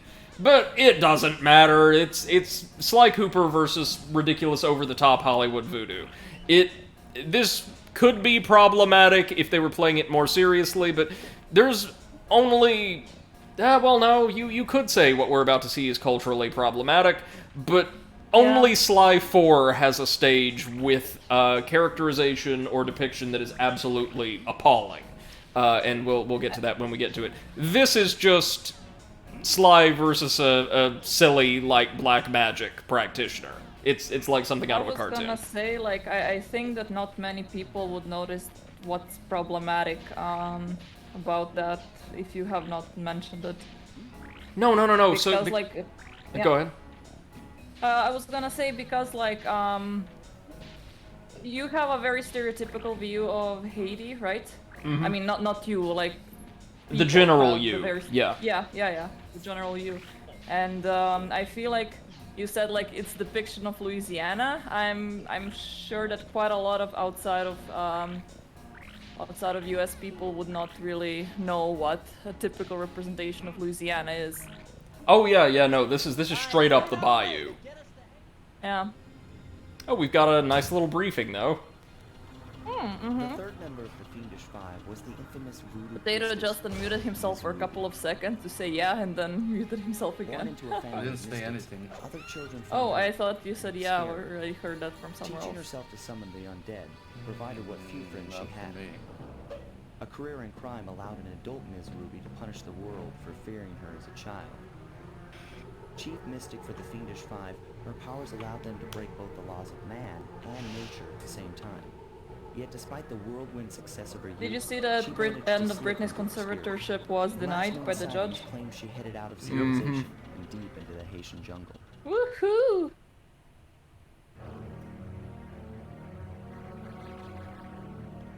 Welcome to Chapter 3, Vicious Voodoo. And this one's really strange, because see, Ms. Ruby is operating out of a bayou, and her base is one of the most low-tech that we will encounter throughout the entire franchise, because, well, she uses mysticism instead of technology, by and large. And in fact, aside from her flashlight guards, and an enemy we'll only encounter during a minigame, I don't believe she has any conventional, like, henchmen at all. Instead, we're going to be fighting, like, bayou wildlife and various, like, golems and spirits of the unquiet dead that she's summoned. What does Bayou mean? A bayou is, like in Louisiana, it's like a swamp, basically. A very, very dense, humid swamp. Yeah, got it. How many do we have here? 20 clue bottles, okay. Speaking of, coins here are embellished with the icon of a cracked, glowy-eyed skull.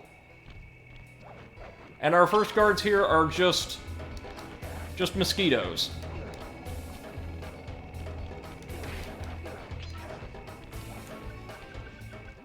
Sorry, Sly, but this is one mission you will have to accomplish without me. You don't believe in ghosts, do you? Sure I do. My scanners have picked up verifiable paranormal activity. But that's not the problem. This swamp is oozing with disgusting mold and bacteria. Suck it up, Bentley. We got work to do. All right, then. Don't forget to use the new move you learned from Mugshots section of the Yep. Thievius records. After defeating Mugshot, we can now perform a rail walk, which basically just allows us to walk along certain narrow stretches of wood or metal or other platforms. But, yeah, this will also lead to some rail grinding. You can hear Beppo liking barking, right? Very, very faint. Actually, not barking. I thought I heard a little bit of growling, but nothing else. Yeah, like Poppy rolled an empty can towards him, and then he rolled it back, and then he ran after it, and now he's sitting next to it and barking at it. I have no idea what's happening, but yeah. Here we can observe one of my favorite, most satisfying destructibles in the game. These candles. Just swing at them and splat. Let's grab the clue bottle behind the idol. And it doesn't need to be said, but just so I'm doing my due diligence for chat, absolutely nothing we're going to see throughout this entire chapter is representative of the actual Vodun religion, or its belief systems, or iconography. What you're getting is something based on, very, very loosely based on, like, stage magic from Louisiana. That, in and of itself, is very loosely based on some misunderstood aspects of Vodun.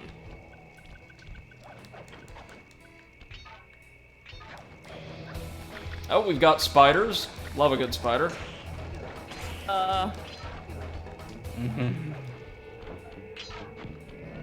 Not in real life, but in my video games, sure. Oh no.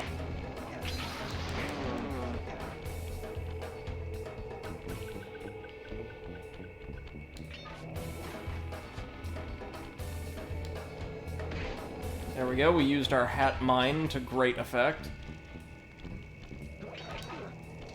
Let's grab the bottle. 'Cause there's not many of them in this stage, there really isn't.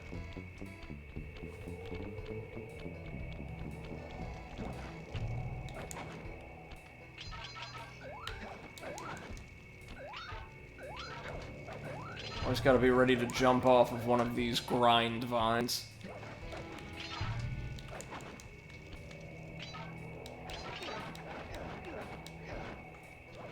There we go.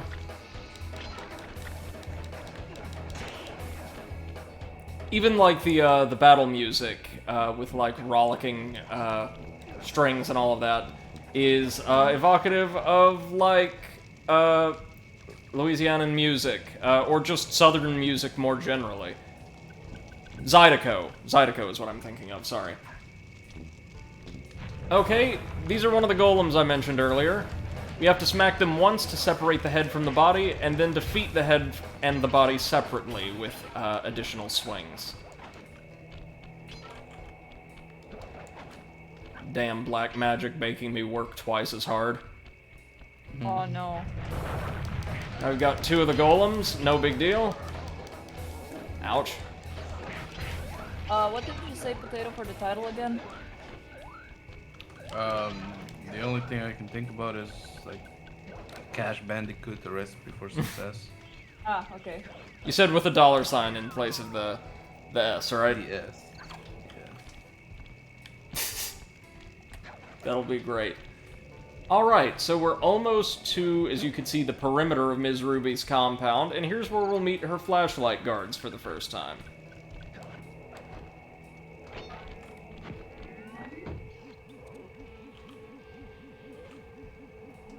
They use a staff for illumination, and will fire bolts of magical energy at us if they detect us.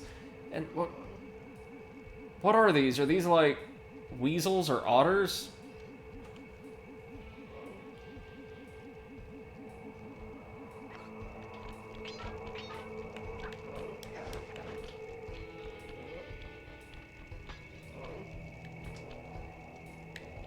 Just gotta be careful as we creep around periphery into the compound.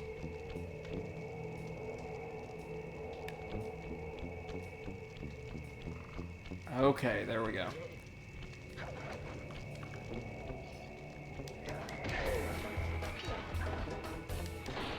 Let's keep our eyes peeled for those last 4 clue bottles. They should all be scattered around the compound proper, which is crawling with flashlight guards.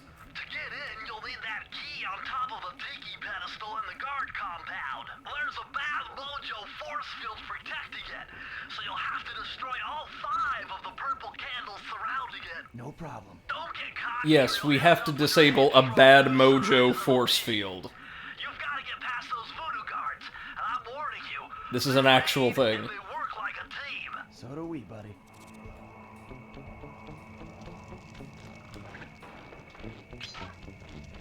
So yeah, there's an army of flashlight guards here, and we might honestly be better off avoiding them for now, or taking them out as we did the dogs.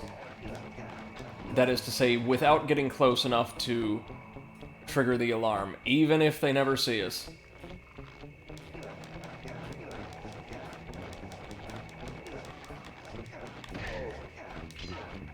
There we go. And all we have to do is splatter these candles. And they are indeed purple. They're like sculpted from a purple wax. And there we go. There's all of our clue bottles.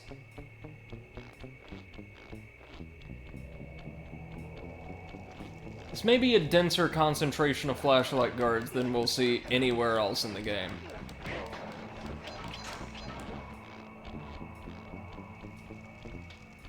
Not too bad to sneak by, though.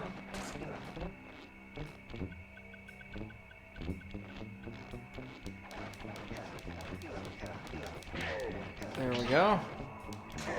And that should kill the force field. Great. The force field is down, and you can steal the key. But before we steal the key, let's crack open the vault. What, oh, what could be inside? If I did my math right, and I always do my math right, then the combination has got to be 588. 588, we got it. This is where we're going to be getting generally slightly fewer super useful techniques, except a few passive upgrades, and we'll mostly be getting like little novelty moves. Kelly McCooper's notes on how to harness the electromagnetic field created by a rolling raccoon. Now your raccoon roll move will really pack a punch. Plus, it should give you a nice tingling sensation. Yeah, this is one of those. Our roll now deals contact damage to enemies, and I presume can be used to destroy breakables and things like that. Nice, but far from essential. Look at that electric field. Nice. They see me rolling. Let's grab our treasure key from the bad mojo force field, and then abscond into Miss Ruby's fortress, which is really just like a little village deep in the bayou. Love the gate, though.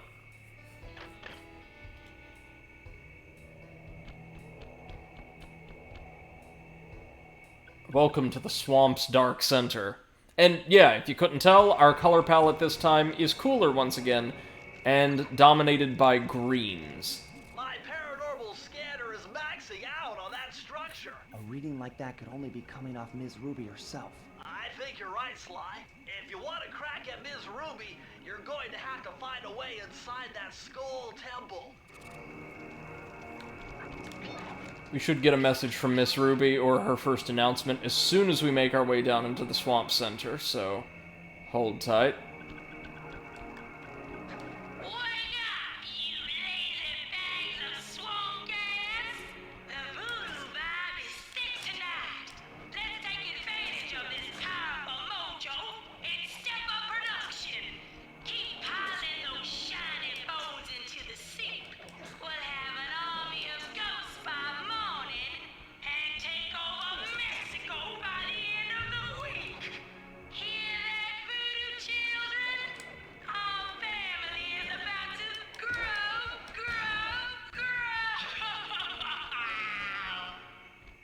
Yeah, so as you can tell, Miss Ruby does not have a Haitian accent. Whatsoever. She has what's either meant to be a Cajun or a Creole accent. I think, I remember my mom, saw me play through this chapter when I was a kid. I think she said it was a Cajun accent, which checks out. On to our first stage, the Lair of the Beast. This takes us to the periphery of the swamp once again to grab one of Ms. Ruby's treasure keys that's just kind of been left out here. And yeah, her plan is very, very simple. She's going to use dark magic to create a massive army of the undead and, like, just conquer Central America with them. Wow. Maybe she's trying to keep. They're all Saturday morning cartoon villains. I love them. Also, can we appreciate how adorable those carved snakes are?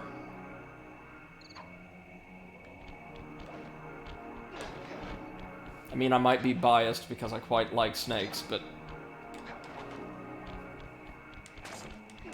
just walk our way on up here, swatting the candles out of our way as we go, and swing across these really perilous-looking timber structures to surmount the gate. There we go. Now, hold on, do we have any clue bottles dancing around here? Because tricky thing about the Lair of the Beast is it is, beyond a certain point, effectively a one-way street. Well, there's tons of clue bottles over here. 1, 2, 3, 4, 5.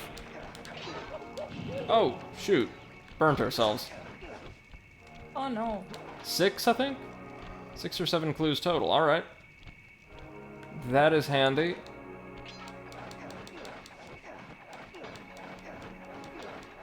Just hammer that square button. And that like button, if you're catching this after the fact on YouTube. Does that work? I think we're supposed to do that. Oh, yeah. Just endlessly self-promote. Mm.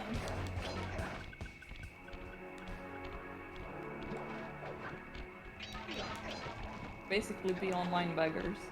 I hope the like button has good insurance, though. It's been smacked, yeah, a lot of times. People are just constantly hitting and smacking and beating it. God, poor thing. Maybe we should start a campaign, like give the like button a break by not engaging with our videos at all. So, I just got an email from DHL that there is somebody sending me something. Okay. I got the sending number and everything, like the tracking number. Yeah. And the name of the person is Crazy Bastard Sauce. Okay. Have you had any interaction with this person or group before? No, I think that that is that RPG book, JRPG book. Oh, yes, yes. Crazy hope Bastard so. Sauce. Oh, that's right, we no longer take damage from the water. Lovely, lovely, lovely. Which is great because the hitboxes on the mosquitoes are a little tricky to work around. Spiders, slightly less so. Alright, we're almost to the bit where the gimmick kicks in. Whoa! Did you see those reeds move? There's something huge under there. You better get going.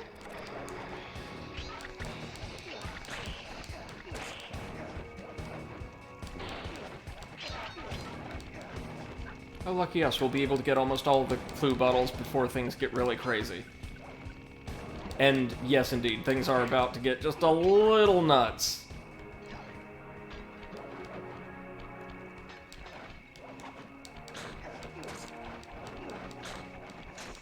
There we go, just keep on swatting.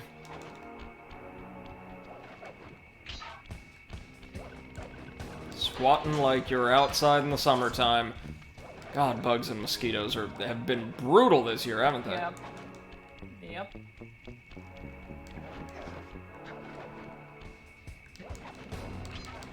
I don't know why that came into my head. Oh yeah, because I'm uploading the episode. So, Seth, have you any interest in playing Crash 4? Yes. As soon as I get some money and I'm not constantly broke, I'm gonna buy Crash Bandicoot 4 for the Switch. How does it run on Switch? Do we have any idea if people said it's a pretty good port? Or... I have no idea. Haven't checked mine yet. And I mean, I have some, you know, games in the pipeline, like, well, Skyward Sword. Mm-hmm. So it's gonna take a while until I have any, you know... We're gonna have to die and reload a checkpoint because we missed a clue bottle. And the beast does not allow us to go back, this giant, like, snake demon that Miss Ruby's keeping locked up. That's fine, though, again... The Leviathan. Exactly, yes, it's a Leviathan. And it's so cute. Like, look at those big eyes.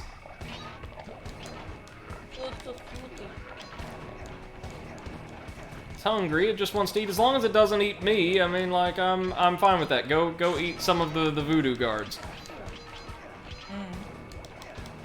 There we go, now we can crack the vault. This is as close to, like, a legitimate chase sequence, Crash style, we're going to get in this game. And the timing's tighter than you might think. There we go. Whew, that settled it.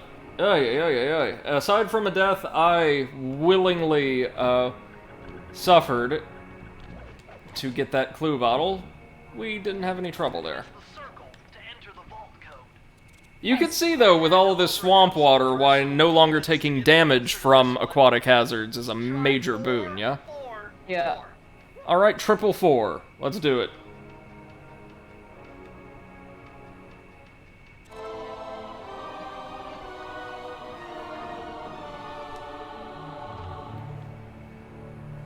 Ah, a more modern entry. Bruce O'Coop's computer hacking technique. Using the data on this page, I should be able to tap the duty roster in each hideout and project guard information into your binocucom. This one is purely an aesthetic upgrade. It allows us now to get fun little, like, trivia-laden dossiers on each type of enemy by just panning over them with the binocucom in first person. Just cute flavor stuff.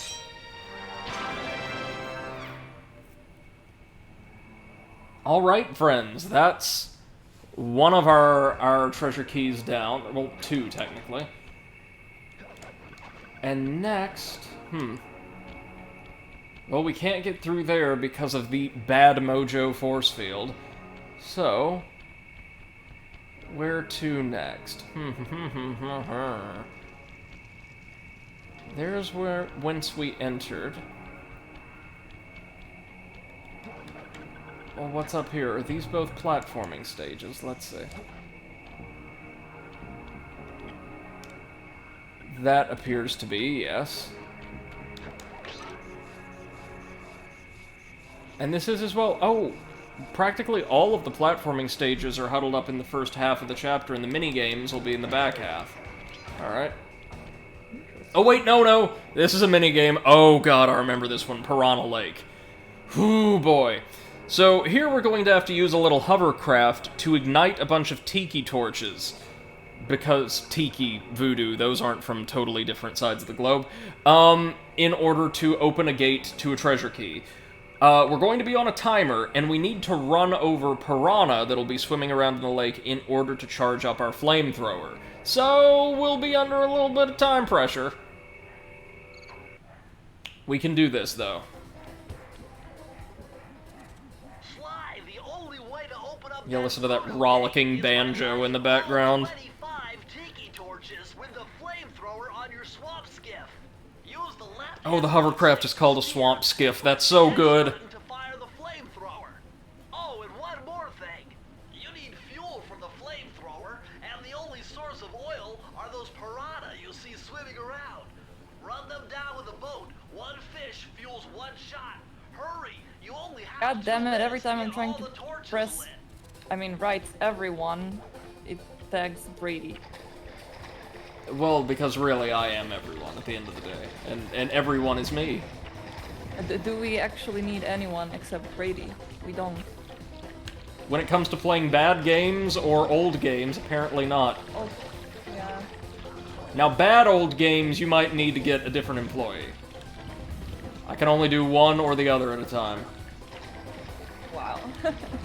But yeah, our newest episode is out, both on Spotify and on the Righteous. thingy. YouTube. Check it out, y'all. And, of course, thanks once again, Seth, for all your tireless hard work as our editor. Really appreciate Easy you, peasy sister. lemon squeezy. We can stock up to 5 shots at a time, and that's probably the smartest thing to do, just run down a bunch of piranha at a time, but then again, I've never advertised myself as the smartest channel on Twitch, have I? I mean, I am, I've just not advertised myself as such.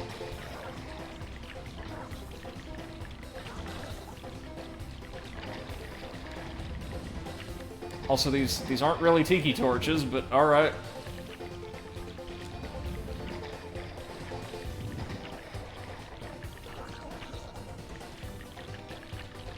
Four more? I think we can do this. As long as we don't whiff a shot. He says as he whiffs a shot.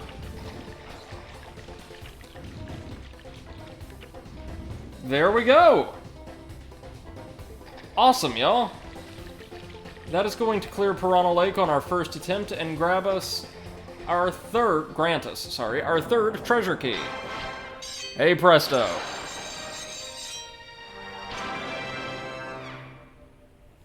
Poppy just ran full force into the wall.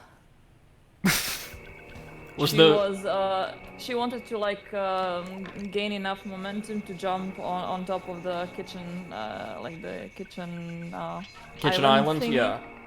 Yeah, and Beppo kind of scared her, so she took a sharp turn and jumped into the wall instead. Ah, of course. Yep. It was a very loud thud. We've got another platforming course here, a grave undertaking, which will see us attempt to disrupt Ms. Ruby's already extant undead forces, so that she cannot loose them on the mainland. Oh, destructible environments in this game feel so good. Anyway, that was a voodoo ghost. It exploded into grape jelly after we took a swing at it, as they do, as they have been documented to do in real life. Yeah, of course. Like, don't make the voodoo witches summon the ghosts of your grandma, because it's gonna do that. And you don't want to see your grandma like that. Nobody does. To exorcise ghosts, you don't need a proton pack, you just need, like, some biscuits. Yep. Anyhow, the voodoo ghosts are being spawned from these tombstones.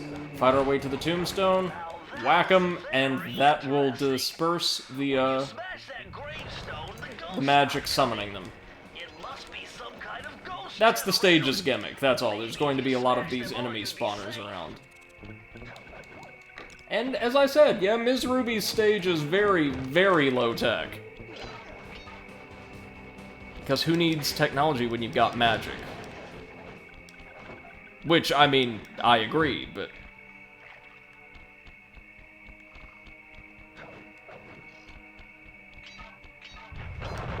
Let's just walk right into the giant glowing wooden crocodile's mouth. That's bound to be safe, healthy, and fun for the whole family. Ah, here we've got an enemy spawner behind some cover. And a clue bottle.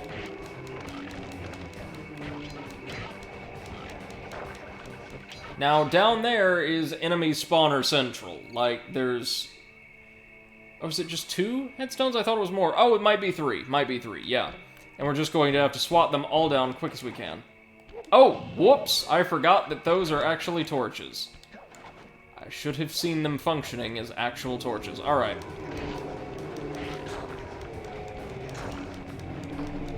Whoa, whoa, whoa, whoa, whoa, whoa, whoa. Oh, we bounced off of the force field, and were then damaged by the ghost. I see, I see. What do you want to bet there's a ton of, yeah, clue bottles around here? Now, this is a pretty long stage, so odds are good I'll accidentally miss a bottle or two.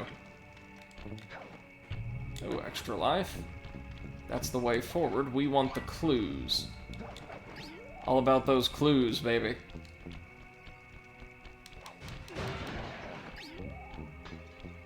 One, 2, 3, 4 more. Hey. Densely packed clues in this little atrium. Now here, we're going to have to do much the same thing. Sneaking around one of these pillars, only now with lasers slowly circling around with us.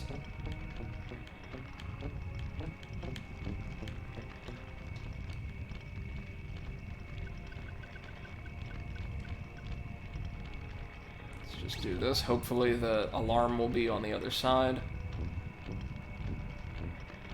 No? Up on the next level, then. Which we can reach by climbing this cute little skull lantern's rope.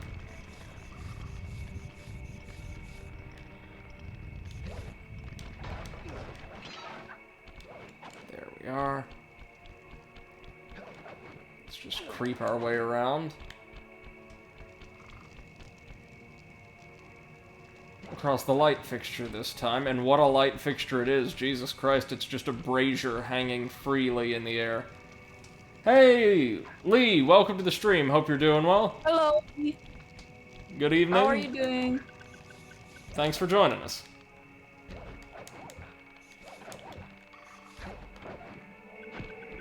Now, let me see. 20 out of 40 clues. That should be good. Let's just get past this golem. I think I want to say the golems are named Marcel or something. Something I very vaguely remember. Well, again, we can see... So the plural is Marcel's. Yeah, yeah. Well, the mosquitoes are named Clarence. Clarence Dupree. Oh. Clarence the mosquito.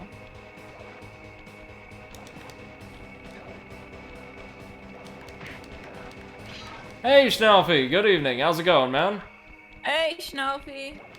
How go the, time trial attempts? Or, sorry, world record attempts. Lee says, love Sly beat so many times. Yeah, man, this is one of my favorite series of all time. I love Sly too.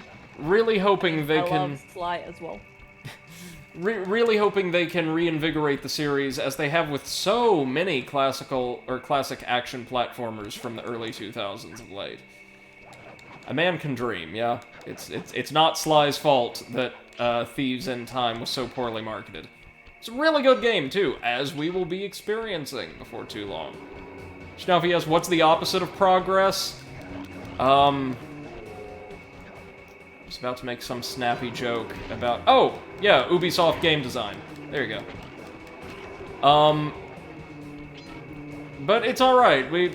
In any, Oh, we still gotta swat away the other jam ghosts. In any particularly daunting pursuit, it's common to run into roadblocks or hurdles. Just keep grinding, though. Hey, Deity KF, welcome to the stream. Hope you're doing well. Good evening, good evening. Welcome. Thank you so much for joining us. How are you doing today? Oh, dang it, Clarence. There we go. Now we've got just a little bit of security. It says being a speedrunner. Oh, are you? Or are you talking about Schnaufy? In which case, yes, Schnaufy is a speedrunner. A Cyber Shadow speedrunner, right? Alright, Luna, take care. Best of luck to you.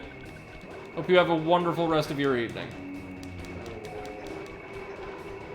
Fortunately, once a headstone spawns all of its ghosts, which is 3 apiece, I think, it can't conjure up anymore, so you can just juke your way around them and then take care of the spawner before splattering the little jam ghosts.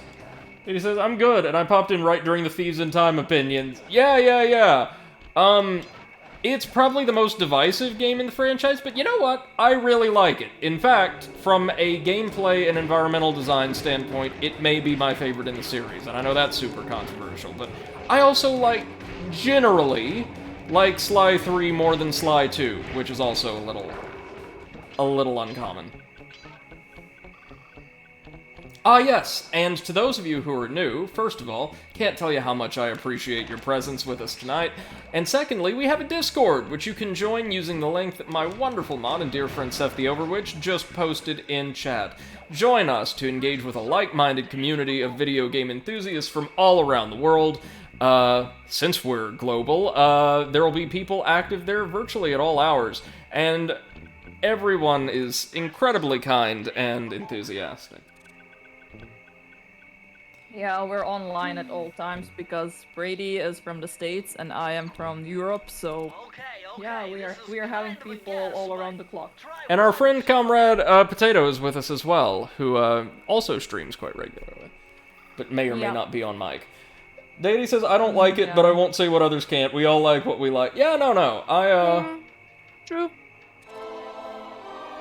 I really like the 3rd and 4th games. Granted, they were all absolutely phenomenal for the time they came out. Lisa's done a few tries, can't skip to the first boss. Oh, you've been, doing an IL, essentially, speedrun of Tide of Terror? That's cool. If you stream regularly, feel free to promote it in our self-promo channel in the Discord. We'd love to have you. Love to have all y'all. Alright, let's grab our 4th treasure key. Nice. I'm always so impressed with the speedrunners, because usually I don't even have enough patience to beat the same game twice. Right! So, yeah. Like, when you have multiple paths and you need to, discover everything, I make sure to save at the point where the story, splits, so that I don't have to go through the entire story again. Yes, ma'am. Or in the case of something like Fallout New Vegas, I pick, like, the 2 paths that I find most interesting, and I'm like, you know, it's not worth it siding with faction X or Y that I can't stand. So here... Fallout 4, I picked one path and then decided it's not worth it and stopped playing. Same here, actually! Which is not a knock against Fallout 4. I think it's actually a pretty good game for what it is. I just got kind of bored.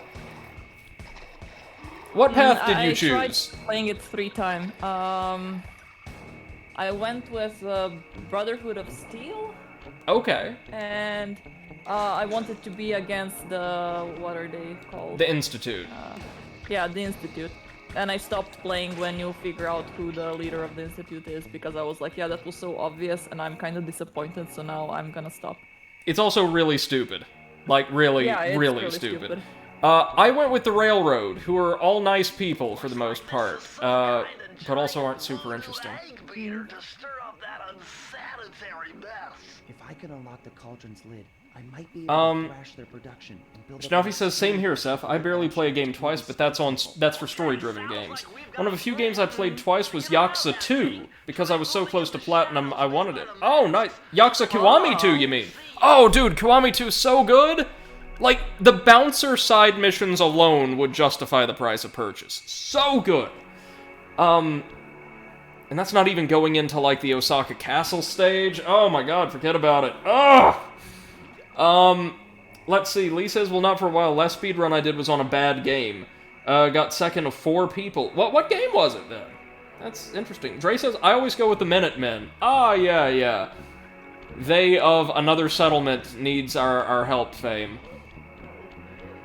So, yes, what we need to do is use the quote-unquote voodoo energy building up in that cauldron in the center of the swamp there, to launch ourselves into Miss Ruby's temple. We were talking over it, but you saw we used our treasure keys to loose the beast to destroy the gate for us. That will never come up again, it's just a thing that happens. But what about... I've done the stupidest and probably the most skilled thing that I've done ever. I, like, split the pizza crust in 2, and, like, one crumb managed to fly into my eye. Ooh. And that crumb had Tabasco on it. Oh, no. Yes. You'll be alright. Glasses. How the flying fuck did that happen? I don't know, the god of slapstick is looking on you unfavorably. That's awful, though. Damn it. If it's just a crumb, though, you should be fine. Like... Yeah, it's just a crumb, like, I took it out, but, like, burned me because of the Tabasco. Right, oh, I'm sorry. Schnaufy says, I was thinking about speedrunning Lamplight City. I speedran the end of the game because it was so bad. Oof. So, what we need to do, if we just want another way into this part of the compound, is just swat these candles. That'll dispel the force field. And also grant us access over here to the second mini-game of the chapter, and my least favorite. Maybe my least favorite in the game, Down Home Cooking. It's not bad, it's just... you'll see.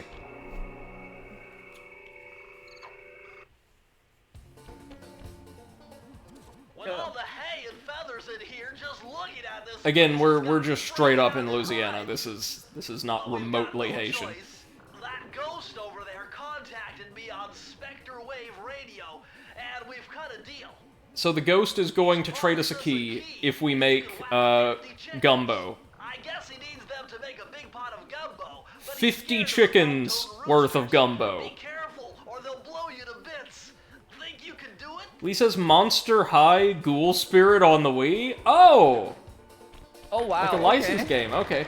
So what we want to do, on the timer, is swat 50 chickens while looking out for bomb-toting roosters. Yes, bomb-toting roosters. Oh god, here they come. What we need to do is, yeah, cause them to run into each other. Harmlessly detonating.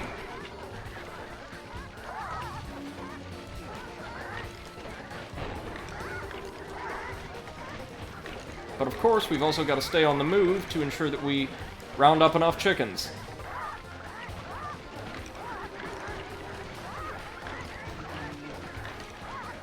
This one obviously can get a little tricky. More than a little tricky, honestly.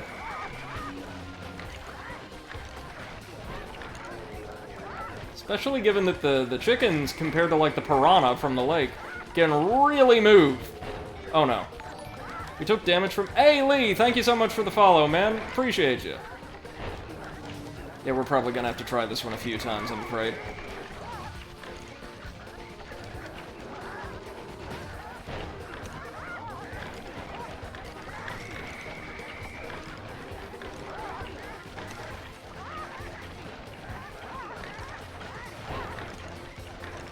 Oh, maybe? No! Got it! Got it by a hair's breadth! Oh, that's what I'm talking about. Woo! You know what, chickens? You're totally harmless now, but I'm going to exact revenge because you've put me through something.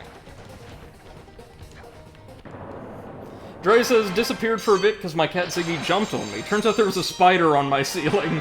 So I've been freaking out for a while trying to get it. Oh, I know that feeling. I'm that way with the little house centipedes that worm their way into my apartment once from time to time. Lee says, would join Discord, but watching on Xbox? That's fine, man. No problem. Just glad you can join us. Davey says you love to see it. Hey, man. Dre was gonna say... Wow, that rhymed. For me, when I see a spider on my ceiling, I just decide to find a new apartment.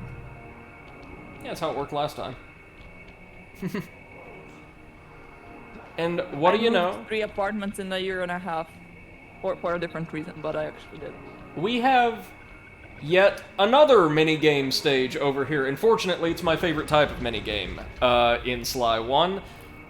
This sees us placed on a swamp skiff with a gun turret that we will control with the right analog stick. And we're just going to blast our way through a section of Ruby's compound here. This feels very satisfying, I can assure you. Now, what that means, of course, if we'll bring up our map, is that, well, golly gee, Ms. Ruby only has 3 traditional platforming stages, I want to say. Yeah, No, she had 4. We did have the Lair of the Beast, which was kind of split. Deity says, my sister saw a spider in the kitchen, but she lost it. Nobody said anything about getting it, so it's probably hanging around there somewhere. Oh, yikes. Oh my god, that's the worst. Like, seeing the spider, you know, fine. You know where it is. But the spider escaping. Like, fuck. Now here, our guards... or your cat or dog trying to get it, and they miss it, and then it starts running around the house, like chasing you, and you're like, nope, nope, nope, nope, nope, nope, nope. So our main enemies here are going to be the ghosts, now spawning from large ornate obelisks instead of headstones, and these weird little undead turtle men who will toss their heads at us in a parabolic arc. And whom do not appear outside of this stage, I don't believe.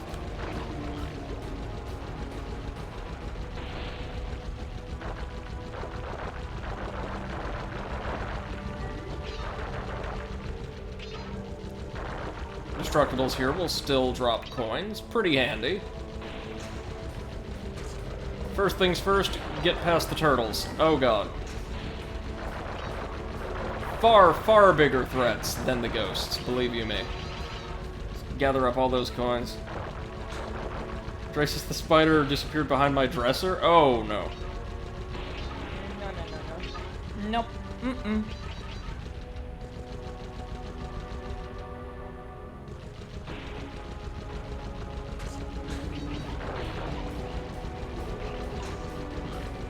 Gotta do here is chip our way through the obelisk. This stage is very straightforward, but I will say it feels pretty amazing being behind this turret gun. Feels nice and weighty, you know what I mean? We can also, of course, just, once we destroy the obelisk on one side, just sneak around and clip the other from behind, which I believe is technically what we did right there, without having to wear away all of these barricades that Ruby's men have erected, or technically, I guess maybe just she did. She doesn't seem to have many henchmen at all, as I've said. Here we've got ghosts and turtle together at last. I really like these ornate idols that we can see flanking the pathway here. Not entirely sure what they're meant to depict, but they're cool. According to my paranormal scanner, that flowing soup is really highly charged ectoplasm. It's just got to be the source of power for those headstone generators. Ah, headstone generators. Yes, yes. Deity says, I remember a story I was told. My friend's dad was in Africa holding a box. He moved slightly over and then saw a black mass move over to his shadow. It turns out the spiders like the cooler shade, and he's afraid of spiders. He took off running and they were chasing him, trying to get some shade. Oh, no. Yeah, I think I would find the nearest gun and just, like, put myself out of my misery. There is no fucking way I would survive that. Oh, that sounds dreadful. I mean, obviously, like, the shock of seeing it is worse than actually dealing with it, right? You can easily outrun them, but still.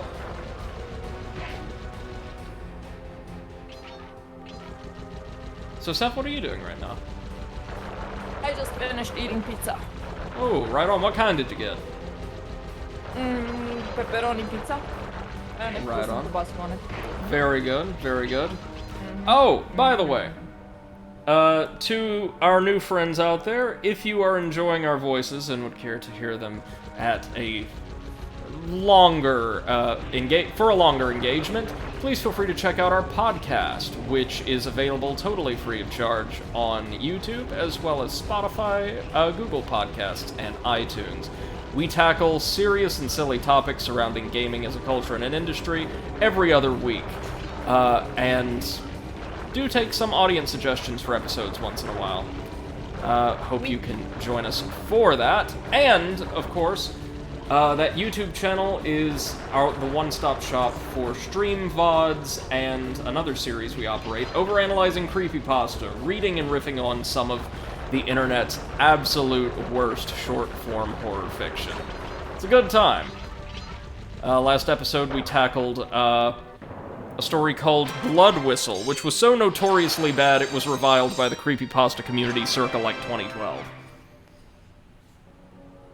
Which is saying something. Saying a lot, actually. Like, the people who read God Toilet and were like, yeah, we'll allow this, said, yeah, no Blood Whistle, thank you, we have standards.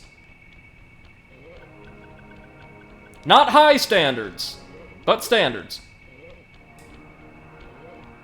Alright, on to our final stage of the chapter, and Ms. Ruby's final platforming stage, Descent into Danger. This is a pretty simple cavern crawl, and again, a stage where our immunity to water damage is really gonna come in handy. If I get clumsy, which you know I will. How many bottles we working with here? 40, which seems to be kind of the average later in the game. I'm telling you, the health department's going to come down big time on this dope. Yeah, so this isn't exactly water as much as it is an arcane slurry of viscera and, like, magical reagents.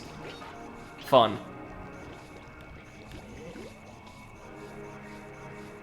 Daddy asks, like, was it just really poor quality or what? Okay, Seth, how would we describe Blood Whistle? Sorry, I wasn't paying attention. How would we describe what? Deity's asking, like, if it was just really poor quality or what. How would we describe Blood Whistle to someone who is unfamiliar? Well, first thing is, it's a Mario Brothers 3 creepypasta based around a creepy ROM hack, maybe. Okay, I would describe it as a 10-year-old who keeps telling on the internet that everyone tells him that he's way more mature than his actual age. That's Blood Whistle in... Yeah, it's extremely reliant on fairly emotionally flat descriptions of viscera and gore as realized on technology that would be wholly incapable of rendering it. And the author lacks any real sense of emotional or narrative build-up. Like, the very instant supernatural or potentially supernatural things start happening, the author launches into this purple prose reminiscent of cosmic horror, right? Like, the things they were seeing were so horrible, they couldn't fathom it, and their psyche would be rent asunder for the rest of their life, when it's... all we know, all we're seeing or hearing about is, it's Mario Brothers 3, but, like, with some blood textures, that's it. Yeah, So...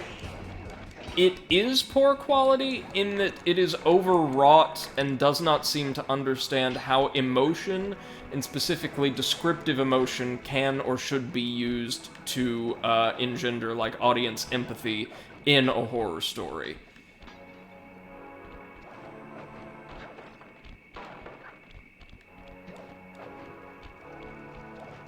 Let's be careful, these wooden boards will rot and fall away beneath our feet as soon as we land on them. And, of course, one of a handful of places we see actual security here, or, like, technological security. Miss Ruby set up some spotlights there.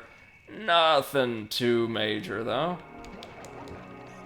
Now here, we want to take care of the flashlight guards, and then grab all of our clue bottles. Let's not forget to drop down when we're done here, maybe, because I think that's where the vault is as well. Let me see. No, it's not. Never mind. So we'll go get these now.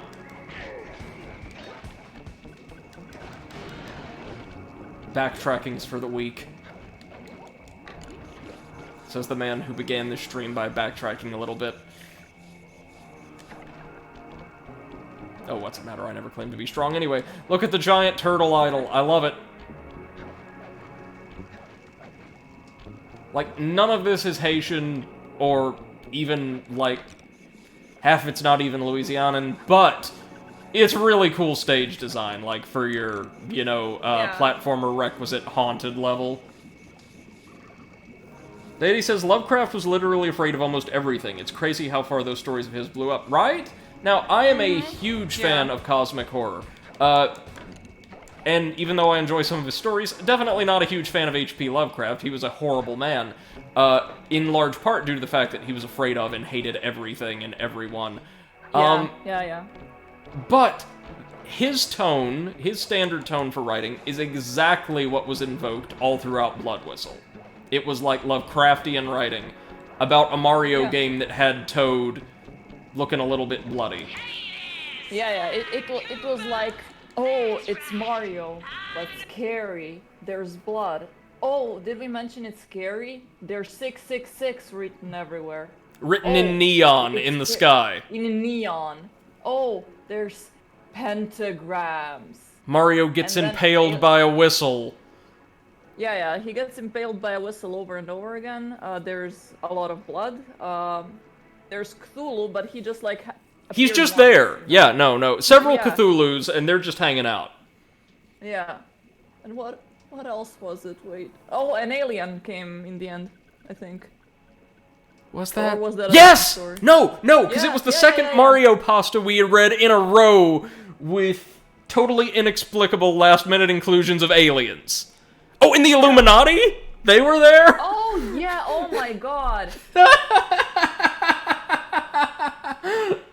Oh, it was great. But it said something like, something really confusing. It was something in the lines of, oh yeah, pentagrams everywhere. Is this the work of the Is this hack the work of the Illuminati? Yeah. Yeah. Real quick, hold on, we've got our second announcement from Ms. Ruby.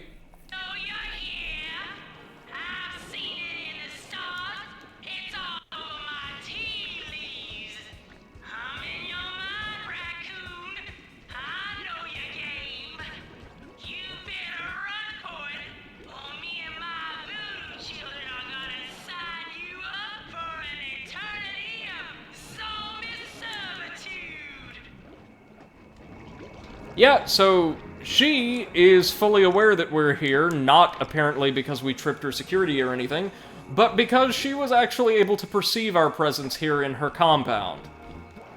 Ms. Ruby's a really cool character who has a very interesting boss fight that was actually inadvertently made much, much harder in the port, which is what we're playing a streamed version of. Deity says, to be fair, the writer made a very good cringe piece. Yeah. I mean... We did read a very good cringe piece, actually, in our first episode when we read the God Toilet. That piece was a good cringe piece. God Toilet, oddly enough, is still probably the best thing we've read. Yeah. It tells you a lot that, you know, the best creepypasta we read was something about a toilet.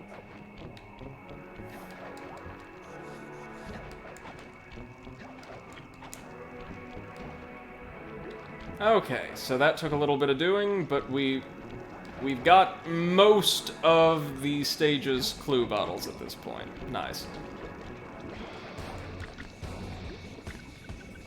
Notice giant walls of light here. Going to have to creep around. Exit asks, God Toilet. Yeah, man, the God Toilet. Yep, the God Toilet. You can check it out in the first episode of Overanalyzing Creepypasta. It is the very first story we featured, and oddly enough, the best. I think, if I don't weight the ridiculous length of Blood Whistle against it, the worst thing we've read was the Super Mario RPG. Oh, yeah, That was awful. Yeah. This must be the source of all the disgusting green soup. Deity says, if I remember correctly, it's been years, maybe wrong. After all this, in a later game, Bentley says he doesn't believe in the supernatural. Well, if that's true, maybe the fact that they've all seen and documented this, like, firsthand, leads him to think, oh, well, this is natural, this is normal. This is a thing that definitely exists. Oh god, we're being attacked. First things first, kill the spotlights. Second thing, destroy the purple candles so that we can dispel the bad mojo force field. And get to the turtle man. Mojo. Or, what's your name? They cower when we get near, so we should be safe. Pierre Flamenose. Of course. Invader Dre says, you guys would love Crypt TV. They make really good short horror films. They make and promote a lot of independent creators who do. And yes, sir, I am fond of some of their work. It's really high-quality stuff, for the most part, and even the stuff that isn't maybe mind-blowing from a conceptual angle is still a fun watch with some great practical effects, yeah.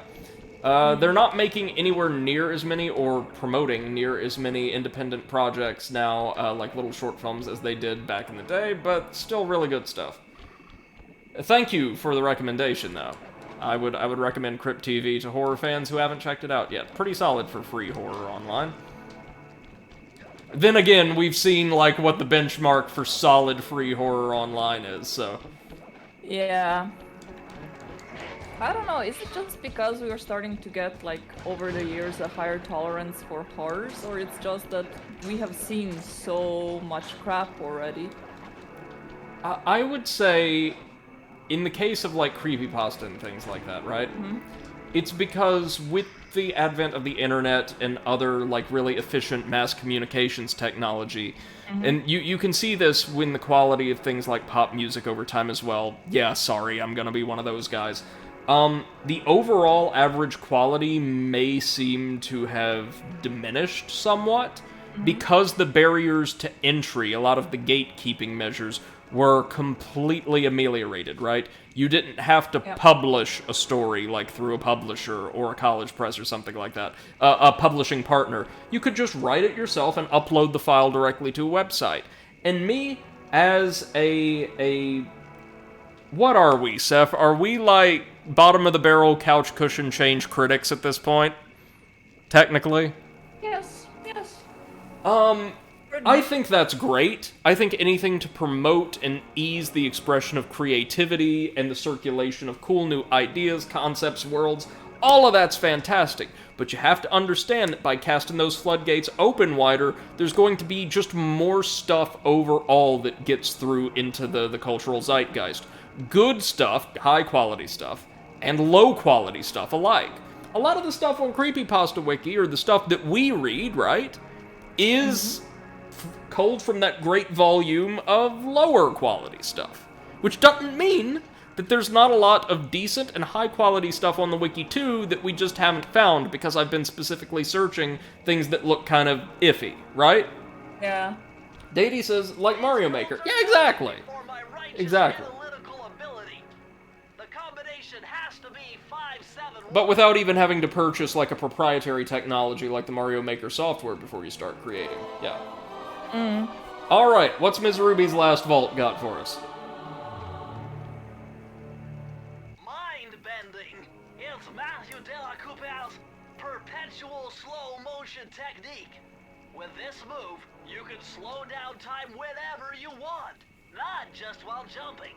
Hold down the triangle button to use it.